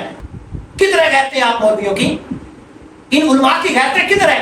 क्यों नहीं आप एड्रेस करते? अब क्यों नहीं इन लोगों का बाइकाट करते? अगर आप इनको समझा नहीं सकते तो इनका बाइकाट क्यों नहीं करते? आप किस बेस पर, आपको किसने अथॉरिटी दी है कि बेहयाई के गढ़ में जाकर आप निकाह करवा रहे? आप इनको क्यों नहीं एड्रेस करते कि निकाह करने का तरीका कौन सा है? आप क्यों नहीं इनको एड्रेस करते कि निकाह का असल तरीका क्या है, इसकी जरूरतें क्या है, और हमें हदीस क्या बताती है, हमें सीरत क्या बताती है? ये आपकी जिम्मेदारी है, आपने इसे पूरा करना है। अगर ऐसा नहीं आप कर सकते तो आप अपनी ये जिम्मेदारी वापस करें, अहल लोगों को दें ताकि लोग इनको एड्रेस करें, इनको एजुकेट करें। बजाय इसके कि आप इनको एजुकेट करें, इनको एड्रेस करें, आप इनको फैसिलिटेट करते हैं। और आपकी भी कोशिश होती है जनाब वहीं पर वो जो सजे तजे दुल्हन उनके साथ एक जनाब फोटो अच्छी हो जाए, आपकी नहीं। ये आप पर भी सवाल है। अब ये मैंने कोई कंक्लूड नहीं किया, ये बेतहाशा सवाल मैंने सोसाइटी पर भी छोड़ दिए, उलमा के लिए भी छोड़ दिए, उन वालिदैन के लिए भी छोड़ दिए जिन्होंने अपने आप को ज़लील और रुसवा कर दिया है, जो पकड़ता फिर रहे हैं कर्जे, आवाज उठाए और दीन की असल असास जो है शादी को लेकर, निकाह को लेकर, उसकी तरफ आए और अपनी नस्लों को, खुद तो हम जिल्लत में जा रहे हैं, अपनी आने वाली नस्लों को भी जिल्लत में लेकर जा रहे हैं, उनको निकाह दें। ये कल्चर यहीं पर खत्म हो जाए ताकि हम जो असल असास है दीन की, निकाह को लेकर जो असल बुनियाद है, हम उस तक रहें। ये सब के लिए सवाल है। तो ये आपके सामने जो मिसाल है खबशाह साहब की, देखें टोटल शादी कितने में हो गई? 600 की खजूरें, 500 हकमैर में, 500 का वलीमा, सॉरी 5000 का वलीमा, टोटल 10,600 रुपए में पूरी शादी होगी। तो क्या है इसको? ये कैमरा करे जी इधर। ये शाह साहब की तो सेहत भी पहले से अच्छी है, इनके तो माली हालात भी अल्हम्दुलिल्लाह पहले से अच्छे हो गए, और दीन की खिदमत कर रहे हैं दिन रात, और बीवी को भी खुश रखा है, ससुराल को भी खुश रखा है, अपने घर वालों को भी खुश रखा हुआ है। क्या कमी हुई है जी आपको जब आपने जनाब 10 तोले सोना नहीं दिया, तब आपने वो जनाब आपने इतना बड़ा वलीमा नहीं किया, वो सब कुछ आपने नहीं किया, तो क्या आप इसको देखते हैं? क्या आप में कमी आई? कोई कमी नहीं है, बल्कि वो तो प्रोडक्टिव हो गए। अगर ये सखावत शाह ये दावे से कहते हो, आप इससे पूछ सकते हैं, अगर इसको उस वक्त में निकाह की दावत ना देता, क्या और तुम्हारी उम्र हो गई है, ये 6-7 साल अभी और लड़े खा रहा होता, 31-32 साल की उम्र में जाकर के निकाह कर रहा होता। तो अब उन 6-7 साल में ये मियां बीवी अपना एक जबरदस्त आगाज कर चुके होंगे, एक अच्छी बुनियाद रख चुके होंगे इंशाल्लाह। हालांकि चाहिए था शादी तो 16, 17, 18 साल की उम्र में होनी चाहिए, अभी भी ये लेट है। तो ये एक तस्वीर है आपके सामने, इसको आप देखें। वमा अलैकुम। बिस्मिल्लाहिर्रहमानिर्रहीम। डॉक्टर असद साहब के जो जज्बात हैं, इनको 100% नहीं 1000% मैं इनको इस पॉइंट्स पे एग्री करता हूँ। अगर आज हमने हंगामी तरीके के साथ अगर आज हमने इस मुआशरे की बुनियादों को ना बदला, वो मोहम्मद रसूलुल्लाह सल्लल्लाहु अलैहि वसल्लम के जो पैटर्न है उसको ना लेकर आए, नस्लें तो तबाह होंगी ना। उलमाए किराम आपकी मसनदें खतरे में हैं। मैं आपके भाइयों मैं आपको बड़ी मोहब्बत से, मैं आपके कबीले का बंदा हूँ, आप मुझे जानते हैं अच्छे तरीके से। आपकी ये मसनदें आपके पैरों के तले से लरज़ रही हैं। अगर आपने उम्मत को सही ट्रैक पर ना चलाया, मैं आपको वो नविश्ते दीवार पढ़कर सुना रहा हूँ, इसको समझे। ज़लज़ला आने से पहले वो हिलती है दीवारें, इसको समझे, अपनी जिम्मेदारियां अदा करें। अगर आप अपनी जिम्मेदारियां अदा ना की, इस कौम का हाथ होगा और आपके गिरबान होंगे। ये बात याद रखें। उम्मत को उस पैटर्न पर लेकर आए जो मोहम्मद रसूलुल्लाह सल्लल्लाहु अलैहि वसल्लम वाला पैटर्न है। आपको उस बेगैरती वाली मजलिस में नहीं जाना चाहिए जहां पर कंजर खाना हो रहा है, आप वहां पर जाकर निकाह पढ़ाएं। मैं अल्हम्दुलिल्लाह सुम्मा अल्हम्दुलिल्लाह, मेरी बरादरी का निकाह हुआ, उन्होंने मुझे बुलाया अपने निकाह के लिए, कर सब आपने निकाह पढ़ाना है। जब वहां पर शादी हाल में पहुंचा हूं, जाके जब वो हराम ज़िंदगी देखी, मैंने कहा जाए आपने किसी और बंदे को बुला लें, मैंने निकाह नहीं पढ़ाना। अल्लाह का हुक्म से यकीन माने उसका इतना असर हुआ। उन्होंने कहा कर साहब बस ये सारी चीजें खत्म होंगी। मैंने कहा खत्म नहीं होंगी, इनको बंद करें, इनको दफा करें यहाँ से। अल्हम्दुलिल्लाह सुम्मा अल्हम्दुलिल्लाह, उन्होंने उसके ऊपर वो सारा खाना बंद किया। उन्होंने कहा कोई यहाँ पर फोटो सेशन, कोई मूवी शूवी, सब खबासते बंद करोगे तो निकाह पढ़ाऊंगा, नहीं तो मैं जा रहा हूँ। अल्हम्दुलिल्लाह ये सारी चीजें आपके सामने अमली तौर पर पेश कर जा रही है। अगर आप नहीं करेंगे तो इंशाल्लाह निविश्ता दीवार पढ़ लीजिए, आपके मेंबरों मेहराब के ऊपर जिसके ऊपर आप काबज हुए हुए ना, उनके अंदर ज़लज़ला आने वाला। कारी साहब ने बहुत अच्छे अल्फाज से जो है ना उलमाए किराम को भी वार्निंग दी है, उलमाए किराम को उनके जो उनकी जिम्मेदारियां हैं उनका एहसास दिलाया है। डॉक्टर असद दोस्त मोहम्मद साहब ने भी बहुत अच्छे तरीके से, मैं कहता हूँ बहुत ही जारियाना अल्फाज में, और वही अल्फाज जो अल्फाज इस माशरे में और इस आवाम को जो समझ आने चाहिए और जो समझ आएंगे, उन अल्फाज में असद साहब ने इनको मतलब किया है और वार्निंग दिया है। डॉक्टर साहब के जो अल्फाज थे ये महज इनके अल्फाज नहीं थे, ये उन वालिदैन के, ये उन नौजवानों के, ये उनके अल्फाज हैं जो इस माशरे की वजह से, इस माशरे की रसूमात की वजह से और इन बुराइयों के बोझ तले इस कदर दब चुके हैं कि वो बोल तक नहीं सकते, वो अपनी बात किसी से शेयर नहीं कर सकते।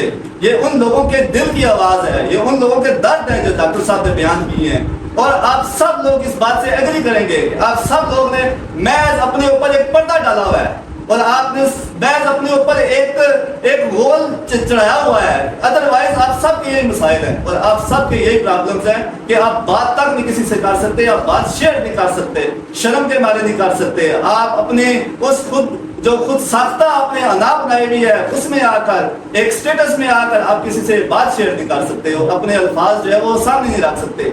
हकीकत में आप सब लोगों के ज़हन में यही बातें हैं, यही अल्फाज है और यही दुख है, यही दर्द है। आप लोग रख नहीं सकते सिर्फ किस वजह से कि आपकी जो खुद साख्ता रसूमात और खुद साख्ता आपके जो बनाए हुए कवानीन है उनकी वजह से नहीं रख सकते। इस प्रोग्राम का एंड मैं भी इस सवाल पर ही करूंगा, मैं इसको खत्म नहीं करना चाहता, मैं सिर्फ इस सवाल पर छोड़ के जाऊंगा कि क्या आपकी जिम्मेदारियां, क्या वालिदैन की जिम्मेदारियां थी कि उसने सिर्फ 40 साल नौकरी करके और 40 साल जो है वो खा पी के और औलाद को जवान काट देना था, उसके बाद कहना था जा तू अपने हिस्से का कमा के ला और तू जो माशरे के 60-70 लाख की जो रिक्वायरमेंट्स है वो पूरी करके ला अपने बलबूते पे और फिर कर। ये एक पॉइंट ऑफ व्यू होगा। दूसरा पॉइंट ऑफ व्यू जो हजराम औलादे हैं उनके लिए क्या यही था कि उनके वालिदैन जो है वो अपनी सारी जिंदगी की कमाई, सारी जिंदगी की पेंशन उनके ऊपर लुटा देंगे और उनकी जिंदगियां जो संवारने में लग जाएंगे। इसी तरह से ये हर किसी को अपने गिरबान में झांकना चाहिए, औलाद को भी, वालिदैन को भी, उलमाए किराम को भी। और हुकूमत की तो मैं बात नहीं करता, तो पहले डॉक्टर साहब ने क्लियर कर दिया कि हमारा इस्लामी माशरा तो है ही नहीं है कि हम उनके ऊपर पॉइंट कर सकें कि उनका कोई इसमें किरदार है, कसूर है। तो हम सब जो है वो अपने घरों में जाएंगे, अपने गिरबान में झांकेंगे और इस चीज को देखेंगे कि क्या हम अपनी जिम्मेदारियां सही तरीके से अदा कर पा रहे हैं या नहीं कर पा रहे। मलिक साहब, आज आपने जो सवाल किए इनके जवाब आपको कुछ मिले, लेकिन कहानी ये है कि जो इतना बड़ा नासूर है ये किस बेस पर है, ये कौन से मसाइल है इसमें जिस वजह से आज आप और आपका पूरा मुआशरा जो है इसी जिल्लत में गिरा हुआ है, वो कौन कौन से मसाइल हैं? میں چند ایک آپ سامنے رکھ دیتا ہوں، یعنی کہ جہیز کا جو ایک غیر ضروری کیا ایک غیر شرعی معاملہ ہے کہ جناب مہندی آ گئی، یہ تیل ہے، یہ کٹن ہے، یہ جناب اس کے بعد ولیمے کا وہ کیا، اس کے بعد عروسی کا جو برات والے دن کے معاملات، اس کے بعد جناب ابھی ہنی مون بھی ہے، یہ جو سارے نصور آپ کے اس میں ہیں، انشاءاللہ میں آپ سے درخواست کرتا ہوں کہ اگلی نشست آپ اس پر رکھیں. انشاءاللہ اگلی نشست اس پر آنے جا رہی ہے. اپنے دل تھام کر بیٹھیں، آپ کے سارے سوالوں کا جواب اور آپ کے سارے مسائل کا حل آپ کو یہاں پر ملے گا. وما علینا الا البلاغ المبین.